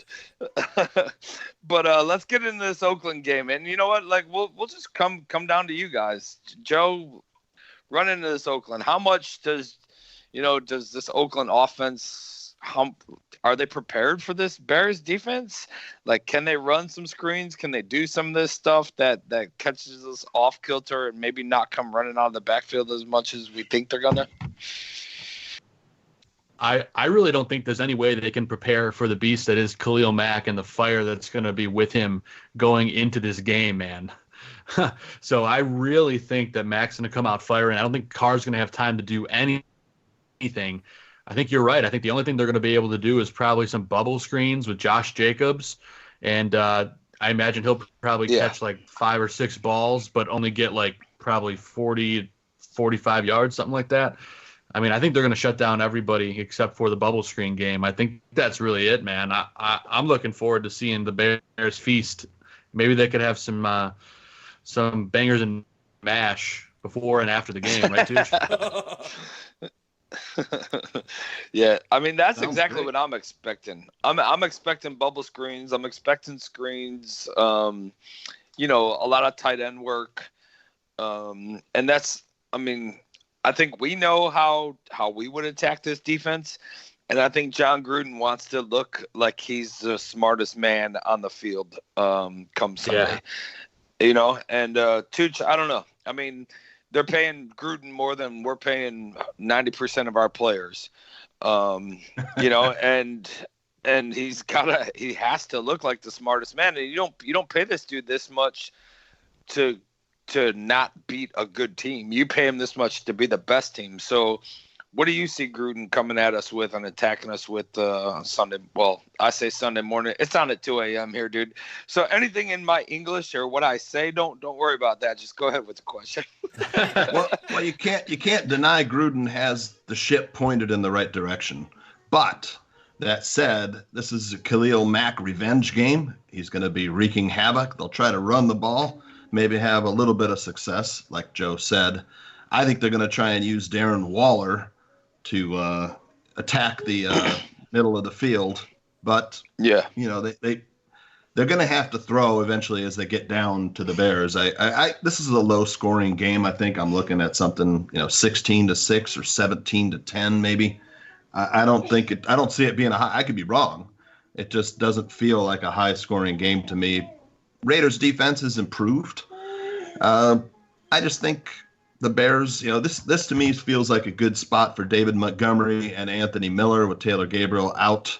I think you'll see, those two offensive stars making the plays. Yeah, I think so too, man. I mean, it has every right to be a blowout, right? I mean, if we seen it, we could see it open up. I think it stays close, first, second, third. And then I think you see the Bears open it up after that. Badge, what's your thoughts, man? How do you see this game going down? I mean, I know our defense is going to dominate. I mean, there's no question about that. Offensively, I got to see this O-line. I mean, Trey mentioned it. It's been talked about since the season started. I need to see these dudes firing off the football, making some push, and, something positive, like going forward, not being pushed backwards. And, I hope Charles Leno. Well, yeah, I mean, Charles Leno, Kyle Long's back this week, it looks like. So, he wasn't good prior to last week. The communication from James Daniels, Cody Whitehair hasn't really looked great. To me, I saw Olin Kreutz post a video of Rashad Coward last week and praise him. And my first thought when I saw that was, why are we not starting Rashad Coward? He's healthy. If Kyle needs that extra time, give him an extra week. Like, we don't need to rush him back. Rashard played phenomenal last week. And, I don't know. Maybe Cornelius Lucas at left tackle. I don't like to, Charles Leno has not been good. He really hasn't. I don't know what it is. But something needs to happen. And if that means he's got to go to the bench to realize, hey, just because they're paying me what they're paying me, I'm not guaranteed a starting spot. Whatever the case may be, something needs to happen. And if it's that, I'm fine with it because, I don't know. I got to see this run game do something because if we're one-dimensional, I don't see the season being successful. With Charles Leno's wife going to come after Badge now. I hope not. I'm not looking for, she's got Phil first. Yeah, I mean, look, I've met Jen. We met Jen a couple times. She gave me a couple shirts while we were in camp. And she's a great person, I think, right? Just on a couple interactions, I think she's cool. I seen her at the game, on that preseason game that Joe, Greg, my brother, and I were all at. Ran into her there too. She was cool as hell there. But things are gonna come, right? If somebody starts, KB came down and sat with us in that game. KB's over there like, dude, what happened? But I mean, if you're gonna, I'm not gonna say if you're gonna, right? But when you make shirts about the wrecking crew and the block party and this and that, right? People are gonna. I have no ill will against her, and I want I want him to play great. Right. You know what I'm saying? And it's not like that. But when you put yourself out there, right, as that this is the block party, right, or the wrecking crew, or whatever, people are gonna talk shit because that's what people do. People just want to get under somebody else's skin and see what kind of reaction they can get, and And I get it, man, but it's whatever. She's proud of her dude, and she's celebrating that fact. I think we overrated the Bears' offensive line, to be honest, before the season. Yeah. I talked about it last year about how we needed to get offensive linemen in the draft. We didn't get anybody other than some undrafted free agents, but you got to figure the Bears are going to be looking offensive linemen next year after draft Dr. Phil exposing the offensive line weekly, and the tape never lies. I mean, there it is. I mean, this is something that we talked about after the draft. Like, what happens if one of these guys go down? The two weakest positions that we thought at that point were offensive line and tight end. Yeah. And we didn't know anything about any of these undrafted free agents. We let a couple of them walk out of the door. We let one, not an undrafted, but we let Sowell walk out. Then we brought him back in. Then he walks out. Then he was in. And, like, it's just like Simpsons whatever. Yeah. I mean, he's just back and forth. And it is something that should be addressed. But I think all of us, and I'm guilty, I don't know about you guys, but I'll say I'm guilty as fuck. I put a lot of confidence in Harry Easton. Absolutely. And you know what? And he's not really showing me – he's not paying dividends for that confidence right now. He's not doing it. He's got to work with the clay he's been given, man. He doesn't have good clay this year to mold anything, Bobby. But I guarantee that he told everybody in that Bears draft room that Mustapher and Bars were good clay to mold and that he can do it. For sure.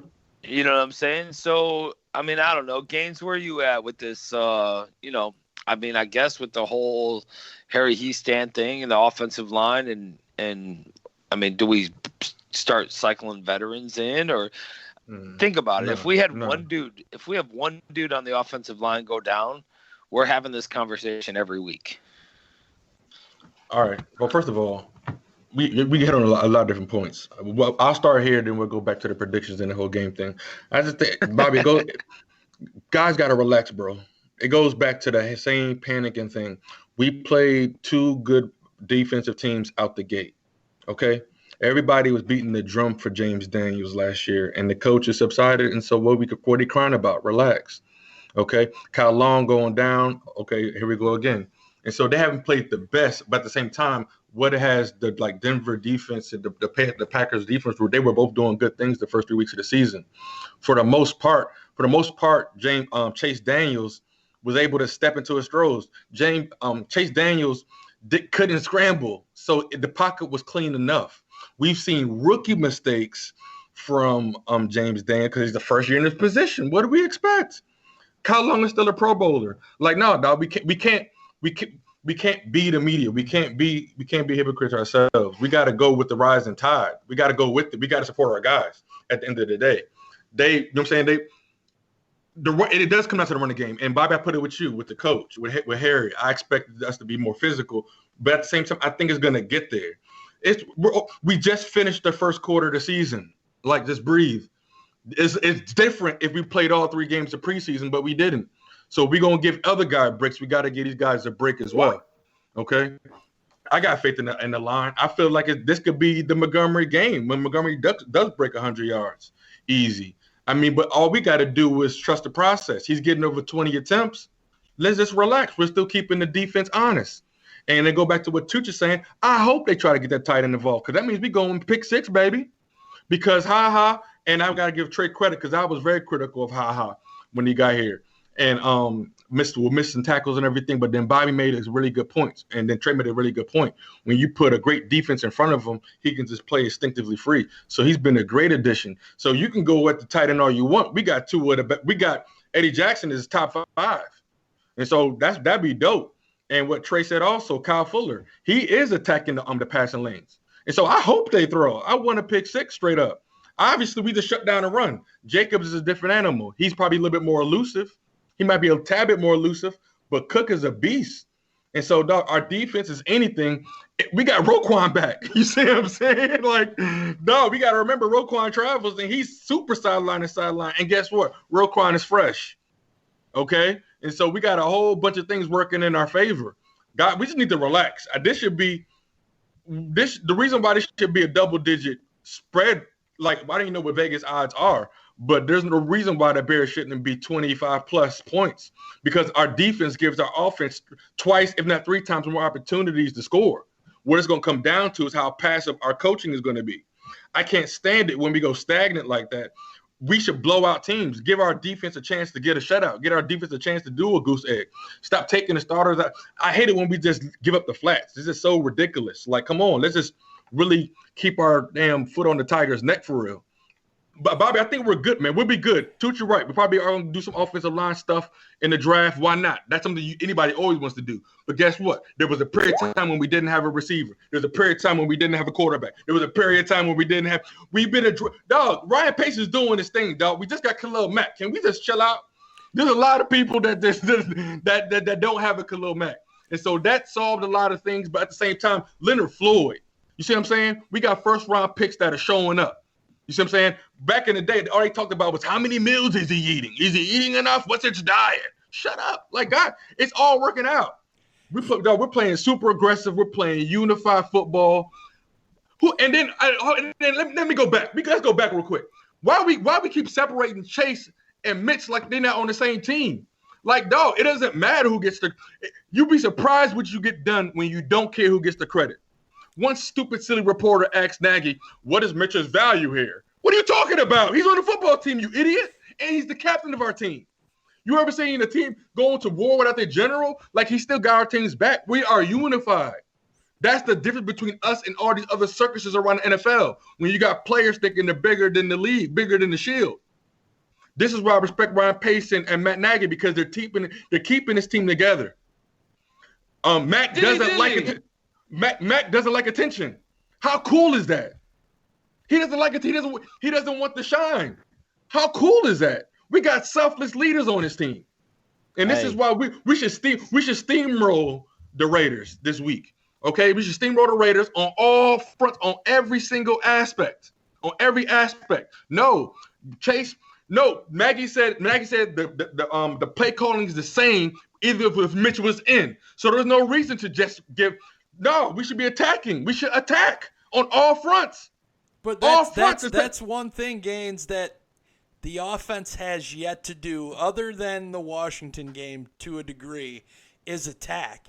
They don't have, to this point, I'll say to this point, they haven't had that aggressiveness up front in that offensive line that we're seeing from the defensive line on our team.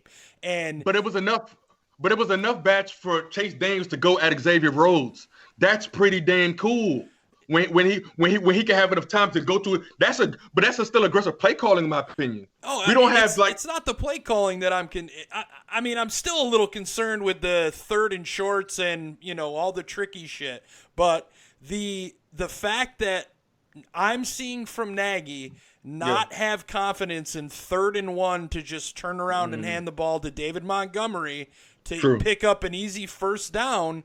True. That to me shows A, he doesn't have confidence in the offensive line to be able to pick up that short first down, and B, does he not have confidence in David Montgomery because he's going to Cordero Patterson? It's a chase. It's a game of chess. Yeah, AC. What do you think, AC? Like I just said, I don't think it's to do with confidence with the O-line or anybody like that. I think he just tries to outsmart people. And I'm sure he was the one banging the table to get Cordero Patterson in here. And now he's like, well, I mean, I got to use him. You know what I'm saying? I got to use him somehow. I got to get this guy on the field if I'm going to call for him.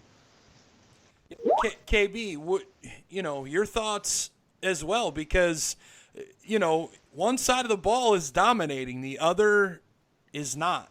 And, in essence, really, that first series where Chase had to come in last week when Mitch goes down, that was the really only good series that resulted in a touchdown for us. Like, everything else, it was Eddie Pinheiro. So what needs to change this week to get this offense going? I believe I said something before on one of our other shows, man, where I felt that the offensive line scheme needed to change, because I felt like our power game or whatever they're trying to do with these straps and whams aren't working. You know, I think we should go to more of an inside zone, outside zone scheme to see if you know what I'm saying, that helps with the old line at all, because they get zero push off the line. So if you get something like that going, some of these stretches and these inside zones going, man, start to play action off of them. And the thing that you see with Chase is Chase isn't afraid to go downfield. Mm-hmm. He's gonna take shots at people, you know. Yep.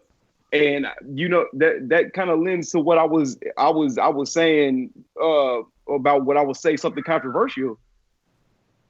I'm not saying that Chase is better. I'm not saying that he's our quarterback. I'm not saying any of that. But if Chase came out and he balls out against the Ravens, would you consider sitting Trubisky until he's completely healed, where we don't have to worry about anything happening again with his shoulder? That's what we should do, period. That's what we should do, period. And you know what I'm saying? Let him watch. You know what I'm saying? Let him watch and see what Chase is doing. Because when Chase is in the game, you've seen the offense move with more fluidity. He took shots downfield. He's just not dumping it off. And that's but we've been waiting on Mitch. You're not going to get Go ahead, finish up. I'm just saying Chase, but Chase got to watch Mitch. So it goes same way. But he can't. He ain't gonna heal. He ain't gonna heal till he has surgery.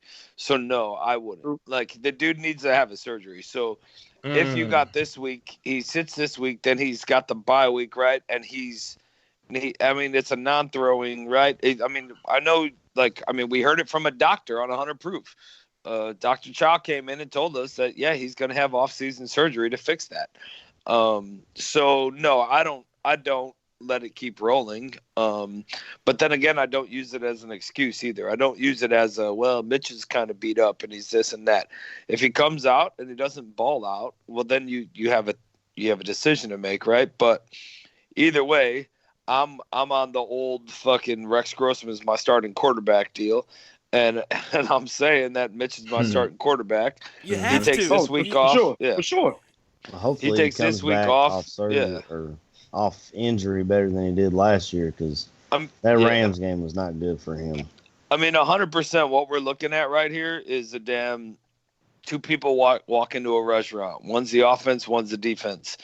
The defensive side of the ball is a bunch of meat-eating, carnivorous motherfuckers, right? And they pay the bill. The offensive side of the ball is trying to reach their neck out and catch a leaf, right? And just chew that thing so that they can get a little bit of distance and a little bit further. And we got a vegetarian and a damn, you know what I'm saying? And a meat eater on this field when it comes. And that's what we have, man. We're hoping that the meat eaters do enough to get us through, and the vegetarians do just enough to keep the score up above the other team. And that's kind of what we. Oh, I'm sorry. Go ahead. To go back to what you were saying too about Mitch and Chase, I think it's a bad look for the organization if after the bye week, if Mitch is cleared, he isn't your starting quarterback. Right. And to we saw it last year, right? So you saw Chase come out with no practice reps, no preparing whatever for the Lions. Well, the Lions couldn't prepare for him either. And yes, while he threw for a bunch of yards, I don't think he threw for a touchdown against the Lions, right? So then you go to he had one. Okay, he may have had one. So then you go to the Giants game. Now the Giants had a week to prepare for him, and he shit down his goddamn leg. He was awful. Mm-hmm. Bobby, myself, Phil, Sandy, Tom, we were all there to witness it in person. And to me, Chase comes in. Now Oakland got to see. Gaines, you were there too, brother. On my bad. That's not my brother Gaines. That's my fault, dude. You were there as well. Now the Raiders. Chase comes in, he plays. They've got this week's worth of tape, so they've got at least that on him. Now, I don't think it's going to be as easy for Chase as all these, Chase is our quarterback. Now, fucking people are saying. He's a backup for a reason, and he's been a career backup his entire career. It ain't. I mean, if he comes out and lights it up, well, I'll shave my head. I don't fucking know, because I just don't. He ain't coming out throwing 4 or 5 fucking touchdowns. I can tell you that. But that's what he's supposed to do. That's what he's supposed to do. Like all year long, we wanted to cut him. You see what I'm saying? Like that Giants game was hurtful. We was all saying, let's cut him. Let's get a better backup. Well, he answered the call. Let's just chill out. If he throws 3-4 touchdowns, that makes Matt Nagy and our coaching staff look more better. That's okay. Chase is not going to overtake Mitch. How much of that sacrifices the run game? If he throws for 3 or 4 touchdowns, we would know who to start and sit. It would be a little fantasy. So let's move this thing over to our little fantasy section here and see if they got him throwing 3 or 4 touchdowns. But we're gonna start it off like we used to in the past. Hold up, we're gonna spin it back, and here it comes. Fantasy football, Goon and Tooch. Fantasy football, Goon and Tooch. Fantasy football, Goon and Tooch. Fantasy football, Goon and Tooch. Fantasy football, touchdown. Going old school. Oh, yeah. Touchdown. Old school throwback. That song was last played the last time that Chase started a game. So here we go. We're going to roll into the start and sits. We'll start this thing off with Mr. Santucci. John, give me your starts, man. Who's the starts of the week? Who do you think's having the big games? Who's the guys that are a must start this week? I'm going to stay hot and roll with Jameis Winston. The Saints defense allowing 24.7 points per game to opposing quarterbacks. Last week, you saw 55 points put up against the Rams. Yeah. I like Winston for quarterback. I'm going to take Aaron Jones of the Packers with Devontae Adams and Jamal Williams likely out versus the Cowboys. It's got to be an Aaron Jones day.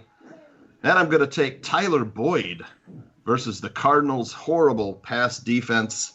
Cincinnati, Arizona, one of the higher over-unders in this week. And then I'll take Adam Phelan with Diggs benched in the Giants' 5th worst passing defense. I'm going to look for the Packers passing game to get back. Vikings passing game to get back online here. All right, Joe, we'll come over to you for your starts. All right, brother. So I'm going a little different than Tooch. I'm going to go with my must start of this week is Jacoby Brissett, quarterback for the Colts. Wow. Going up against the Chiefs defense. The Chiefs are not good at all, on defense anyway. Brissett has been a top 10 fantasy QB, and he should get his top target back in T.Y. Hilton. Look for the Colts to fall behind early, which is fantasy gold for Brissett. So that means they're going to be chucking the ball all day long. I love me some Jacoby Brissett this week, boys. So nice. Jacoby Brissett, a must start for me. So Jacoby available in a bunch of leagues as well. So he's a guy you can go and pick up too if you need a quarterback, especially with the bye week Blues.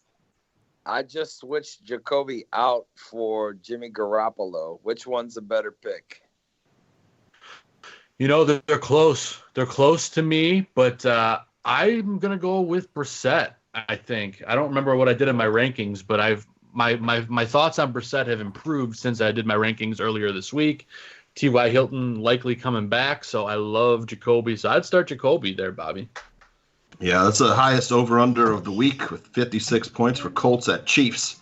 So, yeah, I'm going to roll with Brissett. He's got 10 touchdown passes, which is tied for the league lead with Lamar Jackson and Patrick Mahomes. Yeah, all right. I'm gonna go with my other start of the must start. I only have 2 must starts this week. My second must start is from our Bears, baby. Going down to London. A-Rob, Allen Robinson going against the Raiders secondary. Yes. He is an absolute PPR machine. The Raiders have allowed 6 touchdowns to opposing wide receivers this year, so Daniel will look his way often. I love A-Rob this week. I imagine once the game's over, he'll be sipping on some tea and crumpets and probably partying with the Queen. Look for A-Rob to be a guy to help you win your matchup this week. So we're not. What you're telling me right there is we're not going to see check down chase as old AC may have thrown out earlier. No check down chase. You're saying we're going like whims, deep balls, 30 yards, underthrown, still caught.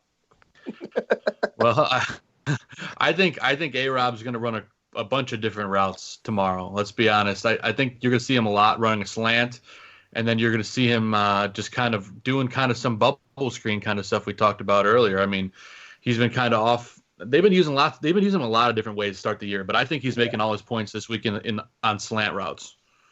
Yeah, there's actually a thing on NFL Network, and it's where A-Rob was mic'd up, and they do a whole basically all of his catches, and he ran a whole slew of routes. They show the one where he got the pass interference call where the DB cut in front of him and he kind of pushed him down, but whatever, that's his field too, and I honestly think it's a shit call, but it is what it is.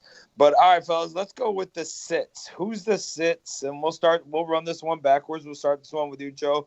Who's the sits for the week? Who's the guys that just don't have that favorable matchup, or a guy who you think just is he's on that downhill slope?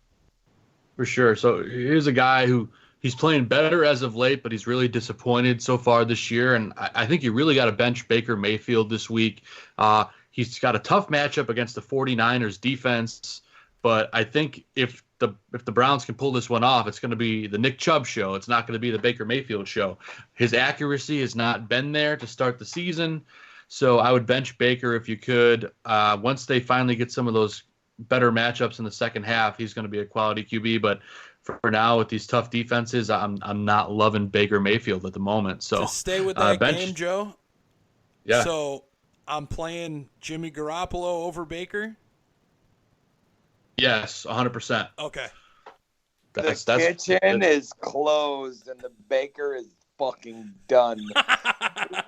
The baker burnt the cook. He burnt the cookies, Bobby. Yeah, with the kitchens. Coming over to you, Mr. Santucci. I got one more bench. My bad. It's all right. Go ahead. You're good, Bobby. My next bench is a guy who's a wide receiver one who is not drafted as one, but Tyrell Williams. He's been fantastic this year for the Raiders. He's a guy that you got to bench this week against that Bears secondary. I don't think Derek Carr is going to have any time to throw the ball. So, look, London is calling, but he's calling for Khalil Mack to have 3+ sacks. So, I would stay away from Tyrell Williams this week. Now, Joe's reading from my notes, I think. Yeah. I was about to say, on every one of Joe's, I could see Tooch just cursing you out. Every time he said a name, I could see him like, you motherfucker. We don't give a fuck. I also have Tyrell Williams. He's had a touchdown 4 straight games. Is he really going to have a touchdown in 5 straight? I don't think so. Got him at the top of my list as well. Baker Mayfield versus the Niners, who lead the NFL in interceptions after only 3 games. But I'm going to give you a shocker. I'm sitting Alvin Kamara versus the Bucs' second-ranked rushing defense. You saw what they did to Christian McCaffrey. He is held under 10 points. You saw what they did to Todd Gurley. Alvin Kamara, if you got other options, think about it. Wow. Love it. Wow. That's a big one. That's a big one, man. I do have him in. It's not my league, but it's this chick I know. She asked me to draft her team for her. And and I've been running her league for her, but her friends don't know, and they keep telling her that she's doing great. But, whatever. Allowing 59 rush yards per game, the Bucs defense. That's pretty good. Wow. I honestly didn't even know that. I didn't know that the Bucs defense. They were shit last year. This year they've got a pretty good. Well, they've got a better coach. They've got a better defense. Last year they came into the Bears game with the number 2 rated secondary in the league. They were giving up the second least passing yards, and we went 6 touchdowns on them. Not saying that that's a thing this year. I'm just saying that they seem to start off pretty hot before people get a handle on them. You know what I mean? And see what they're doing there.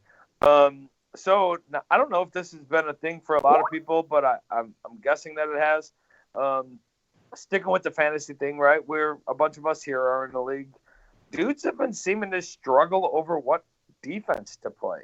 Like if you don't have the Bears and you don't have the Patriots, it just seems like dudes have been like, yo, I don't like. Maybe it's the way that their league scores, right? But what are some of the defenses, right? What are some of the defenses that you guys think are maybe have some? I mean, maybe I'm kind of putting you on the spot because you haven't had time to look, but have a good stretch of games coming up, or you got these bye weeks coming up too, where some of these big defenses, like next week, the Bears, they're going to be off the field. So, who do you pick up to fill the void next week?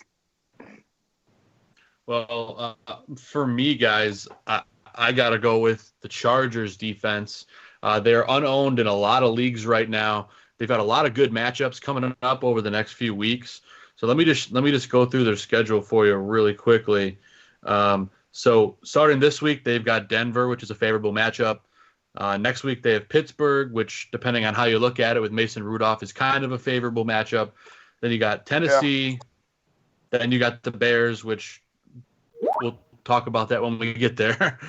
But then after that, you got Green Bay and Oakland. So, I mean, I love the Chargers schedule. I think they're a defense that you can rely on to be steady and not put you in the negative points. So I think that's what you're looking for if you're streaming a defense. Yeah. I think that. Yeah, that's what you need, a team that's going to be, I mean, you got a lot of buys coming up, and we're going to get into a whole different conversation here shortly when, some of these guys in fantasy leagues are going into the playoff standings, and people are coming up with buys, and who do they play, who do they not, or who do they sub in for other guys. You guys see any? I'll come over to you, Tooch, and I know I'm kind of just going off the cuff, and this isn't the normal shit, so hopefully you guys are good, but you know how some people have to drop people during these bye weeks because they're just forced to drop a person. Sometimes there's good people that get out there. You foresee any of these guys, kind of getting swooped up, or is there anybody to be on the lookout for if you think like, he hits the pool of drop players and you need, like I seen what's his name, the Giants running back getting dropped, but is Barkley even playing this week? Barkley is not. I think he's out. Yeah, he's out. Yeah, and Gallman's been getting dropped. They said like 11,000 teams have dropped him, and I don't know why, but I have him on my. I can tell you why, Bobby. I can tell you why. Because video came out this week of Saquon Barkley at practice, and he was running, I'd say probably about 3/4 speed and doing some cuts. So that means he's pretty close to returning, probably a week or two away. Okay.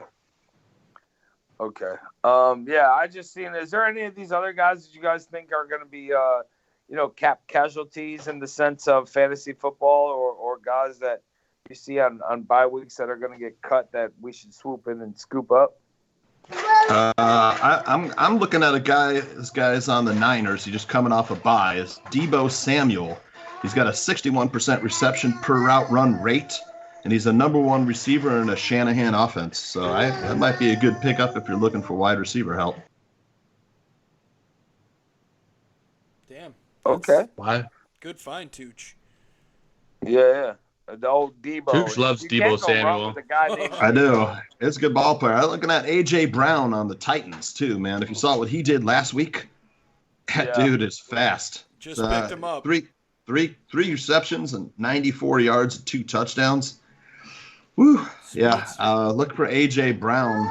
See, those dudes scare me, though. Those dudes scare me, the 1 week superstars and shit, because everybody starts picking them up, and then you're like, fuck, do I really want to drop this guy to pick that guy up? And you know what I mean? You go back and forth. But let's go with that old FanDuel or DraftKings lineup. I'm sure, the Goon over there probably already has a couple up and running. I know John likes to have his, and then they poke fun at each other because somebody's going to win and the other one's not. But let's go. Let's hear who Goon's got in his lineup, and if you play any fantasy or DraftKings, not fantasy, FanDuel or DraftKings, these dudes they've been hitting the money spot. So, they might not be doing it in the bedroom, but they're definitely doing it on the money line. I'm doing it everywhere, Bobby. I'm doing it everywhere. Go ahead, dude.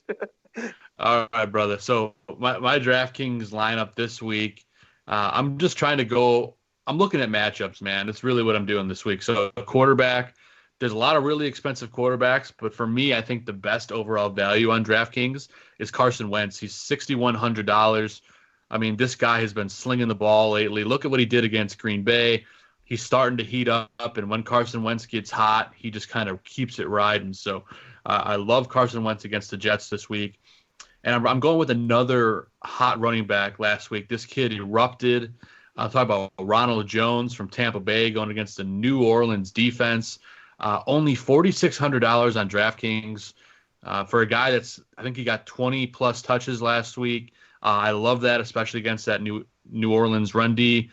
And then I'm going big money with my other running back. I'm going Christian McCaffrey, guys, $8,700. I know it's pricey, but you guys have seen what he's done all year long. The guy's a workhorse, and he gets so many touches, worth every cent there. And then in my wide receivers, again, I'm going for value and matchups. So again, I'm going to go with another Tampa Bay Buccaneer. I'm going Chris Godwin, who absolutely erupted last week. Yeah, dude. He gets to go against that New Orleans secondary, I think ranked 28th in the league, so not very good right now. So I love him for only $6,900. And then I talked about my guy A-Rob earlier going against the Raiders in London. Only $5,600 on DraftKings. I love that for a number one wide receiver who's going to be heavily targeted in that game. And then another number one wide receiver who has fallen in stock right now is because of his backup quarterback is Michael Thomas for the Saints. The secondary for Tampa Bay has not been great by any means. I believe they're towards the bottom of the league, 23rd or 24th, something like that. Michael Thomas only $6,600 on DraftKings. He's a guy that's usually towards $8,000 plus. So I love the value you're getting with him.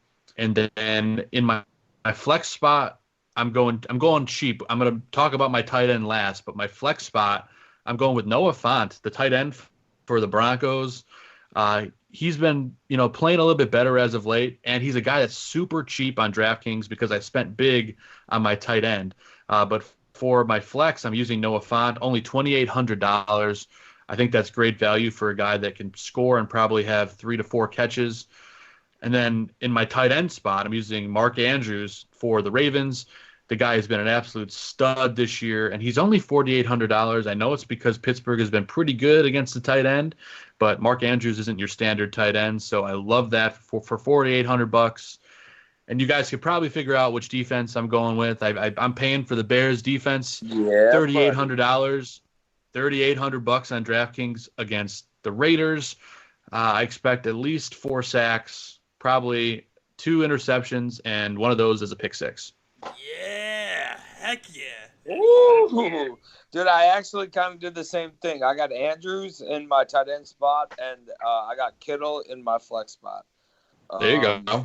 Yeah, it was just was kind of the way it laid out, and it was easy to do. And that's just, I was like, yeah, fuck it. I mean, might as well just do these 2 up and see what happens. Tooch, what do you got on the lineups? What you got coming at us? I know AC's got a lineup he wants to run by you guys and get your opinion on. So we'll get to that when you're done.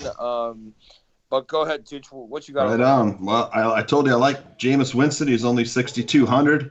I like his matchup at New Orleans. I think they'll be airing it out. Then I'll take Aaron Jones again. I mentioned before. He's only $5,900.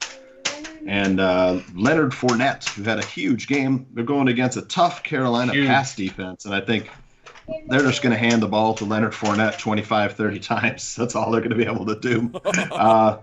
For wide receiver, I'm going to take Keenan Allen with Mike Williams and Travis Benjamin banged up. Emmanuel Sanders in that same game, who's the highest, gets the most end zone looks in the NFL. Let's mention Adam Phelan, who I think is going to have a big game off play action against the Giants, who give up the most yards against play action. Dude, I like that. I'm sorry, dude. All I hear is the alphabet song. The babies it's making are a running strawberry shake. Tight end, I'm going to take Jimmy Graham with Devontae Adams out. In my flex, I've got James White against the Redskins blitz. I like the dump off from Brady. And the Titans defense against the Bills with Josh Allen out. Ooh, Josh Allen's actually in, Tooch. Is he? All right. Well, I still Josh like the Allen Titans has defense because the Bills don't put up a lot of points, but All right, AC, what you got, man? What's the questions you got on your lineup, or what you gonna throw out there that's that you think is the golden? Well, I play DraftKings every week, but I usually just play like the quarter games or the dime games and try to get a couple bucks here and there. And I usually do all right, but this week I saw a $3 entry and first place gets like 100K. So I was like, fuck it, let's try it because I've won some money. And so this is my lineup. I'm going with Tom Brady at quarterback. I spent up a little bit, but I figure Trubisky threw 3 touchdowns against these guys. Let's see what Brady can do against them. And I also spent up for Zeke Elliott. He's 8,300, which is a little pricey, but if you watched our game against the Packers and other teams against the Packers, they've been able to run the ball, and I feel like the Cowboys are going to try to exploit that and run the ball and make the game shorter. Remind me of that once you're done telling your lineup. Also, I got David. Is very nice. Thank you, Greg. I got David Johnson against Cincinnati because the Bengals are just atrocious, and and and that's another spend up a little bit. I'm with you on Chris Godwin for obvious reasons. I think Tampa and New Orleans are going to be a high-scoring game, and I want in on some of those points. I stacked Julian Edelman with Tom Brady. He is questionable, so I'll have to check that before kickoff and see if I got to change that. you might want to think about Philip Dorsett, who has a 20% target share on that offense. Just FYI. Yeah, if I got to change it, super cheap. Yeah, if I got to change it, that's probably where I'm going to go. And I went with Cortland Sutton. I had to spend down a little bit because I had paid so much for running back and my first 2 wide receivers. He's heating but up. He's been getting a lot of targets. Right. Tight end, I went with Cameron Brate because for whatever reason, Jameis Winston just finds a way to get him touchdowns here and there. So I'm hoping he can get at least one. Well, they refuse to use O.J. Howard. They won't use him. I can't figure it out. Right. I don't know. Jameis just loves him some Cameron Brate. I don't know. Joe, would you drop O.J. Howard? Oh man, it makes I'd me try to sick trade him if it was me. I would try to. Well, nobody want. I don't want. If you're offering me him in a trade, I don't want him. So. Well, it depends on what league you're in. If you know somebody that's like not like us, true. You know what I'm saying? You might be able to say, "Hey, this guy's." He's definitely in drop territory. I would hold off dropping him just yet. Yeah. So I'd wait until about the halfway point, and if he's still stinking it up, just give him the heave ho. Yeah, and at flex, since I've spent up on wide receivers and running backs and quarterback, I went with Noah Fant for the same reason that you said, Joe Mandel. There you go, buddy. When you were going over your lineup, I was like, okay, yeah, I've got a lot of this too. And then I spent up for Bears D because just like you said, I feel like they're going to feast on this Raiders offense. And hopefully, if I'm $100,000 richer next week, that'd be great, you know? Oh, yeah. Understatement of the century right there. Yeah, that'd be pretty sweet, dude. and Aaron, I know you said you're playing, you're doing, I was just going to say, Aaron, I know you're playing DraftKings. You said you're doing a quarter or a buck here and there. Yeah. They have these new contests now. I don't know if you've seen it in game for like Monday nights and Thursday nights and Sunday night. Uh-huh. They do what's called flash drafts. I don't know if you've seen that yet. Yeah, I tried it. I was terrible at it, but really? I love it because you can play for a buck and you could win anywhere from 50 cents to like $5. And basically the premise of it, guys, is it's right before so you can draft for the next quarter of the game, and they give you like 5 options, and you can draft from like a list of 4 players for each round. So it's 5 rounds, and they have different players from each team, and then certain players have multipliers. So like, for instance, they might have 1 out of 4 players on the list has like a 1.5 multiplier. So you can grab like a kicker for like one like that, or like for the Seahawks game the other day, I did it and I got Will Dissly for my guy 3 times. Yeah, I know. Hey, I wanted to touch on Dissly. He's been outscoring Ertz, who's been in my starting lineup for the last 2-3 weeks. So that's a great comp for Will. The comp is Zach Ertz. Yeah. It's just Russell Wilson's getting him the ball, but it means Ertz is still going to get a lot of targets. Oh yeah, I'm not benching Ertz, but I mean, Disley's on my bench scoring a ton of points. Yeah, he's flex territory right now, Will Disley, and obviously for people that don't have a top tight end, he's a starter. But anyway, these flash drafts are really interesting. They're really fun, and the more people that play in them, they get more bonuses. So, like for instance, you could play $1, but if it's right before the quarter starts, it's usually the biggest game, and they could have up to like a $700-800 bonus, so that the prizes go up. So it's really fun. I really recommend everyone give it a shot. So you draft the quarter before the quarter starts. So you go in there. So it's only for like primetime games. So like Monday night, Thursday night, Sunday night. But man, it's a lot of fun. I highly recommend everyone give it a shot. That's cool, man. Yo, it's always a lot of fun when the Goon and the Tooch flash. When they Goon is AKA the money man, dog. Like, you see what I'm saying? Like, don't mess with the Goon. Goon is AKA the man, dog. He is the man with the plan. he is the man on the way to the bank. My guy drops knowledge. He drops bombs. If you ain't checking out Fantasy Goon on the Tooch live every Tuesday, ladies and gentlemen, it's your fault. You got nobody to blame but yourself, guys. Because these guys, they're well invested. They're well invested. They know what they're talking about. It's the game within the game, guys. And if our team is going to lose, which we won't do, why not get paid for it? But if we can get a Bears win and get paid, hey, Victory Monday. Dude, buddy. I just put $25 into his PayPal account because he just flashed me a nipple.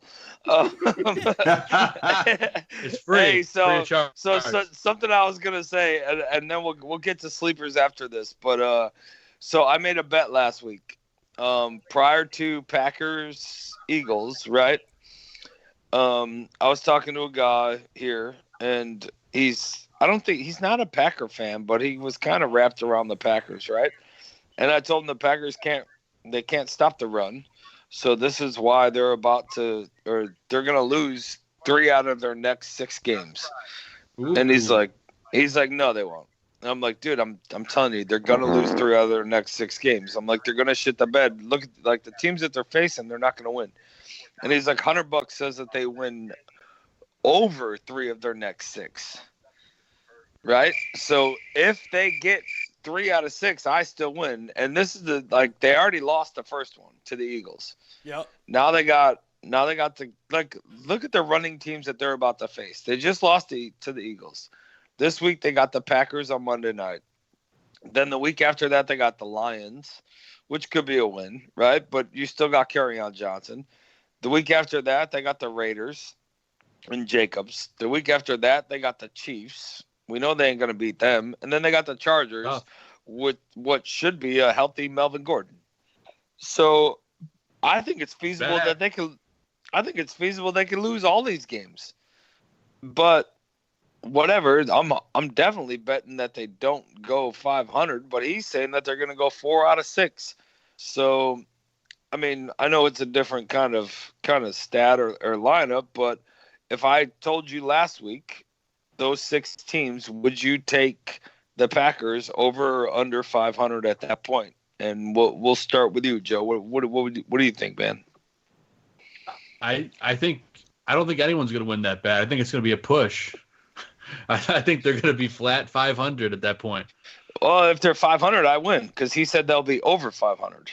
Oh, okay. Well, then, yeah, I think you're going to win easily in this bet. I think you saw the real Packers come out last week, and because they had a tough matchup, and then you saw that defense get exposed. So other teams are going to look at that film, and I think the Packers are going to start giving up a lot more points now.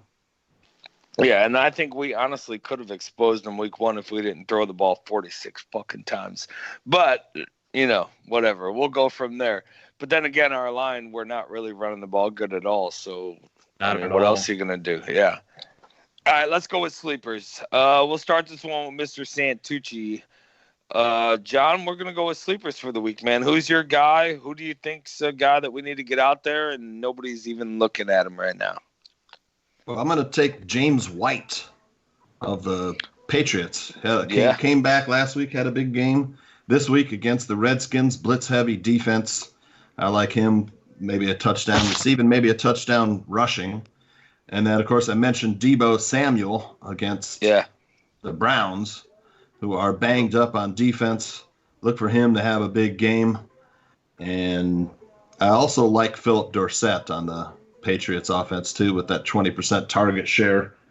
Another guy I think might be out there, I mentioned before, was Emmanuel Sanders in that Broncos-Chargers game. Like, he's getting 50% of the looks in the end zone, so good chance of a score when you're getting 50% of end zone targets.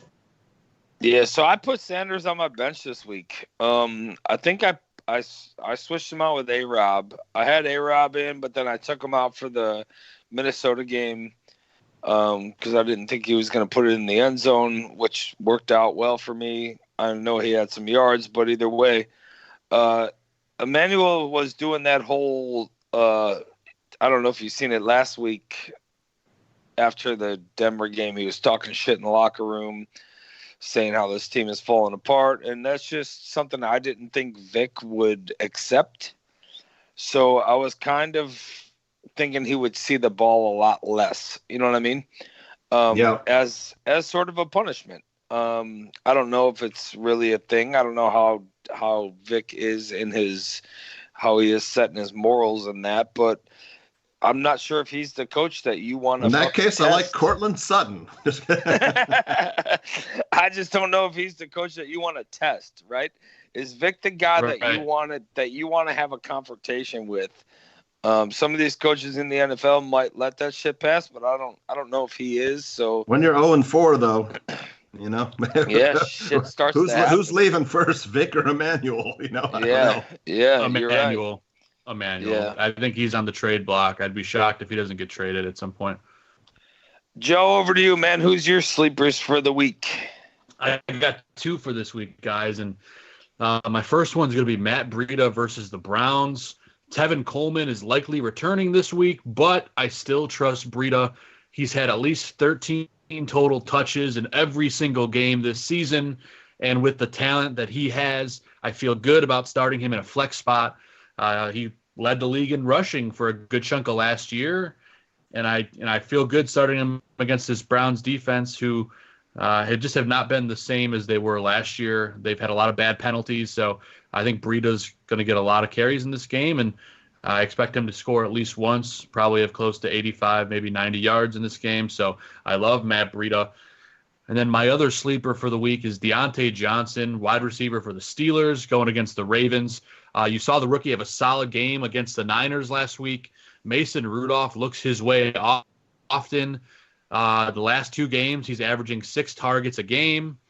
The Ravens got torched last week, so I love Johnson as a wide receiver 3 or a flex play. The kid's got a lot of talent, and I think he should be owned in every single league right now. If he's open and he's on the waiver wire, go. Yeah, for sure, man. I mean, those are. They're good picks. If you're in some deep leagues, these are dudes that you can swoop in and get.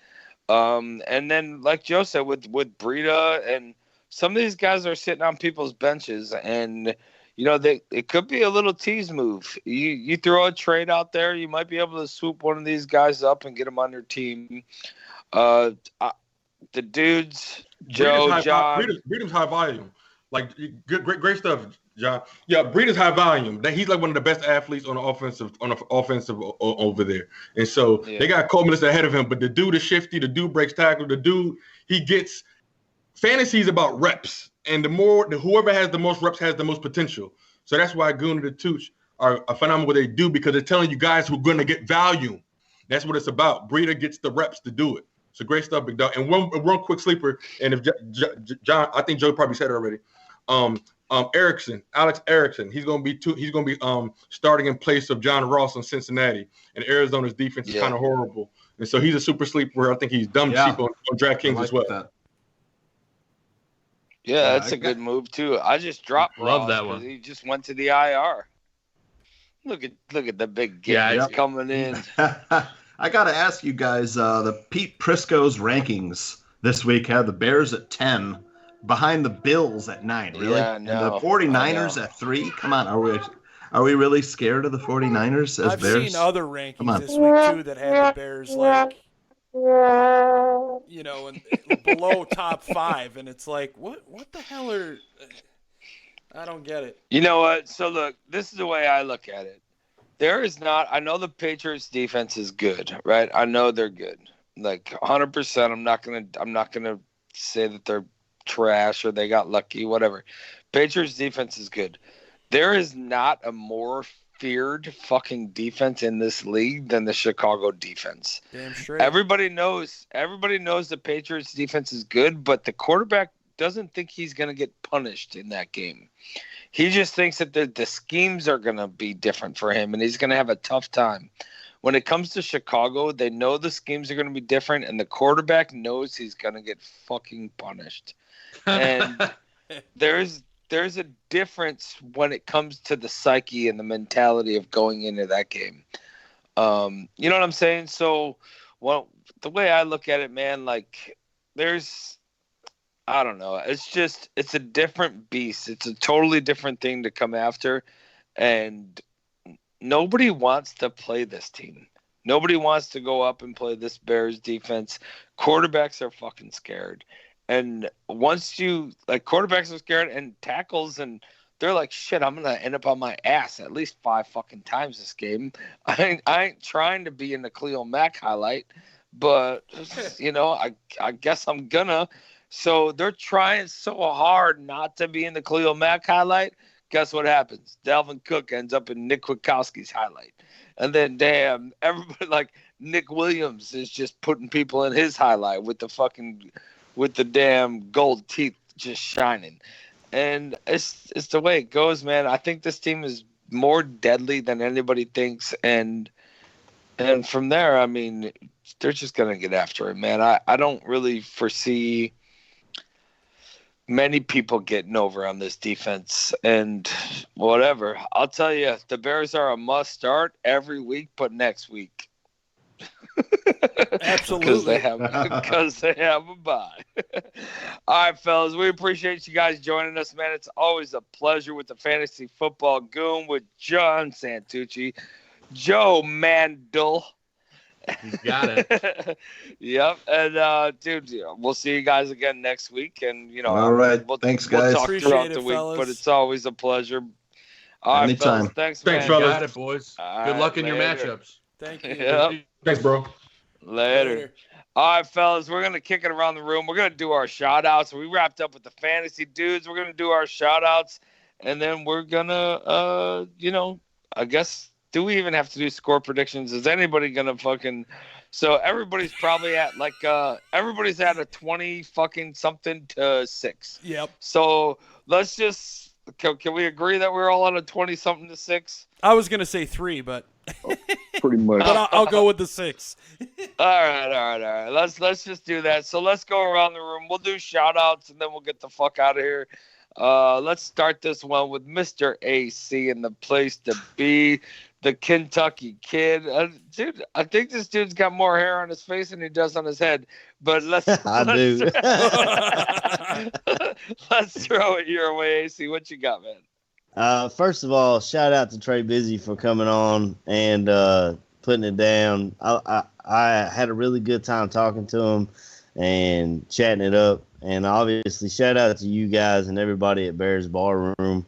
Goon and Tooch keeping me up to date on fantasy and Phil and Shane going at it on 100 proof. Man, I just love all the content that Bears Barroom puts out every single week. They keep my podcast stream chock full with something. It seems like every single day I've got a new podcast. No offense to Mike North. I don't really listen to his stuff because I can't even gamble here in Kentucky because we're so backwoods. But shout out to everybody at Bears Ballroom and all the content that we're putting out, man. I love it all. And like I say every week, I love coming on here, chatting with you guys. This is like my therapy visit. I can come on here and say, man, what the hell's going on? Because anybody else that I talk to, they just don't. I don't know. They just don't want to hear it. So y'all know how I am, and y'all know where I'm coming from. Definitely, man, and for sure. And it's like a lot of people get pissed off at the barroom, right, for calling people out. but they don't listen to the shows where like Shane and Phil are fucking fighting because they don't agree. Yeah. And like Yeah. we don't agree with each other either. Like this is a fucking dog eat dog. And it's just what happens. If somebody has a bad take and they're like part of the network. Yeah, like somebody said Roy Robinson Harrison was getting cut. I don't know who said that. like they get called goddamn out too, Android user. and like it's all about just have some fucking tough skin. You know what I mean? Absolutely, have some tough fucking skin. Eat your fucking words. Like whatever, eat crow, whatever the fuck you want to call it, dude. Just stand by your shit and just be a man about it. You don't have to turn into a little bitch and start crying because somebody fucking called you out about some shit. All right, next, let's run this one over to Mr. Gaines, Tyler Ellis. Tyler, fucking throw it at us, man. What you got on any shout-outs, man? No, man, I can't repeat nothing that hasn't been said. You guys are freaking incredible. Like, it's just so, like, it almost feels like we're live. It's like it's almost perfect, but it's just, I appreciate you guys. This is like one of the best ways to start the day. Appreciate Trey taking the time. I think he was supposed to be in Paris, and he decided to be on the show with us. So I appreciate my man for doing that. And so, badge of honor, man. Badge of honor is just as awesome. I wish we can give Badge a badge of honor, to tell you the truth, man, because it takes a special eye to see the goodness in people when we live in a world of negativity. And but appreciate Bobby Bonds. You know what I'm saying? Spending his Saturday night in Japan when arrested, everybody else is probably out there going crazy. And so appreciate you, Bobby. Appreciate you taking the time, my man. AC and KB, they just came in from day one and just been running with this thing, and then we just all compliment each other so well. I just love feeding off you guys' energy, your passion, your insight. We all bring something different to the table. That's what makes this so awesome. And at the end of the day, we're unified because we're gonna bear the heck down. And let's just get a W tomorrow. Appreciate everybody at Bears Barroom. Appreciate Bears Nation. We got the best fans. Let's rock and roll. It's another day at the office.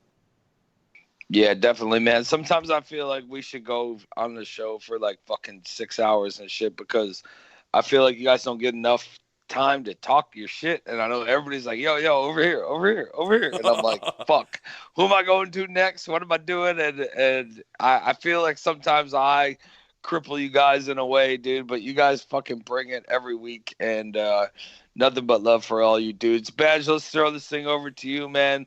Go ahead, hit your shout-outs, and we'll hit KB up. I'll close this thing out, and we'll fucking roll it up.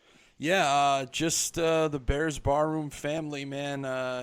Each and every week, as AC said, man, you go to your podcast app, whatever it may be, and you look at the content that Bears Barroom is putting out. Nobody else that is part of a Chicago Bears podcasting network is putting out what Bears Barroom is putting out. You got some of these other Bears podcasts getting 3 views, and they think their shit don't stink. And, it's just not the case. You want the best Bears coverage. The place you got to come to is Bears Barroom Radio Network, hands down. I don't give a fuck. Tune in.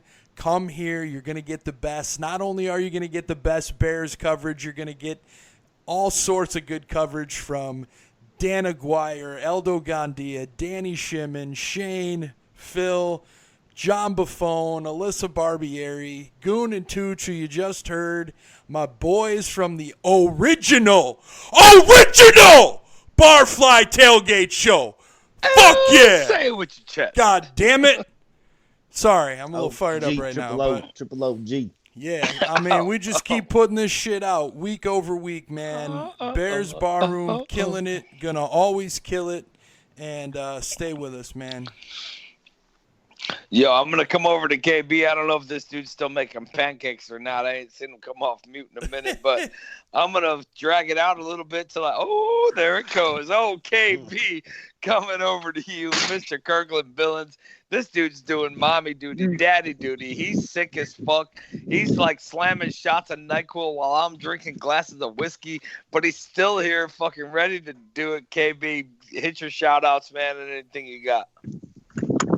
Shit, y'all motherfuckers took them all. Yeah. No, I'm playing with y'all, man. Shout out to the bar room. Oh, man.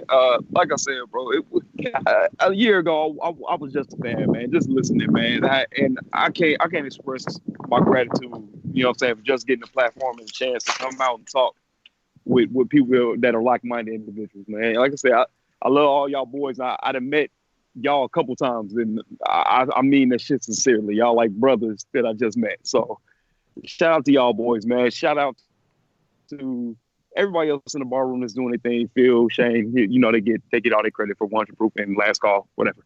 Braggs, Two Scoops, Aldo Gandia for keeping this all put together, man. It's a lot on somebody's plate to do all the shit that he does. So, man, shout out to him and his sanity. You know what I'm saying? Shout out to Barbieri for the balls. They're fucking gorgeous. Fucking Mike North, the crazy guy, the old man in the corner that everybody's like, man, what the fuck is he talking about? But he talks real shit, man. So, you know what I'm saying? Shout out to all that, man. And shout out to fans, bro. So without y'all, man, this is possible. So, yeah, man, shout out to them, man. Much love to everybody. Yeah, for sure, man. Hey, so this whole thing, obviously, I'll do my shout-outs. We'll hit this thing with a bear down in a second, but Bears Barroom is fucking straight bringing it all the time. I mean, you know, that's just the way it goes. There's going to be so many, and there's going to be people in London today. I mean, Greg Braggs Jr., Shy fans in the stands with Joe. He's in London today, thanks to Mr. George Bayless, but Barrelissimo, he's got him out there. Sandy Tom from across the pond. Beck is there, right? There's a bunch of people going to be there today ready to do it. Shout out to Mr. Gandia, of course. Mr. Mike North, I'm betting. I don't give a fuck. You know, I just got fucking side money. So I'm going to keep all that betting. officer money, right? Yeah. You know, just got to do something with it. I lived off of Lance Corporal pay forever. I can fucking gamble money now. but either way, Alyssa and John, Buffon 55, I mean, you guys know how I feel about Buffon 55, man. Dude, fucking pumps me up. Dude, if you work out at night, and you're a Bears fan, go listen to Buffon 55 while you work out. Absolutely. Dude's gonna fucking pull you like 6 more reps because that's just what he does, man. Jamie Dragani, the ball girl, she's killing it for us. I mean, she's doing her own thing too. I mean, let's not get it twisted. She's not just a Bears badge of honor ball girl. She is the fucking ball girl, like over the top. She's doing high school sports. If you got, Friday Night Lights, your kid had a big game, you got somebody out there that's just doing it. Maybe your kid's a senior. Maybe you want to wrap up their whole season with, a ball, or maybe their whole high school career with a commemorative ball. Hit up Jamie Dragani, _ball_girl. She'll deliver it to you. Hit up one of us if you're confused or you cannot find that, because we will get you in the right direction and send her your way with everything that she does. Just remarkable things. And then everybody, just that supports the bar. I talked to our board, Jeremy Kramer, tonight. Talked to him for a while. Oh, Air Jer, fucking me and Air Jer still talk, and he's a great fucking dude. Love the dude. He hit me up today, asked how I was doing, asked how things are out here. Just a great fucking man. And there's a lot of those around, man. And we've been blessed to be like given the opportunity to all come together under a name of the NFL and the Bears, when this shit is so much more than that. And it's just real fucking people. Trey Bizzy, appreciate you coming on, man. Nothing but love and respect. And then Badge of Honor. Dude, I know I gave a shout out to the dudes earlier, but Badge, I know he does a Badge of Honor, right? But a lot of people don't know. This dude does so much fucking charity work in his own time. He runs fucking tons of things. Badge of Honor isn't just like a thing for a show. Like, this dude does fucking things all the time, and nothing but love and respect for you, dude. Appreciate you, bro. Always holding it down and running things in your community and doing all the charity events and just fucking helping people, man. It's at the end of the day, if we don't have football, we still got to help each other, and that's what it's all about. That's what it's all about, man. Boys, we're gonna go to fucking London town. Take me on the trip. I'm about to go somewhere. But we're about to go to London town. We're about to come home with another dub. I told y'all, like, after the first game, we're gonna go on this little fucking tear and be right here at 4-1 in the bye week. And this is where we're at. And I'm okay with Chase. Confidence. You know why? 'Cause confidence breeds fucking success. I know competition does too, but Chase is going to go out there and he's going to fucking do his thing. I'm predicting a big Bears win. And from everybody at the Barfly Tailgate Show, if you guys ever need anything, hit any of us up. We're fucking here for all you. Hell yeah. And let's end this thing with a motherfucking bear down. Bear down.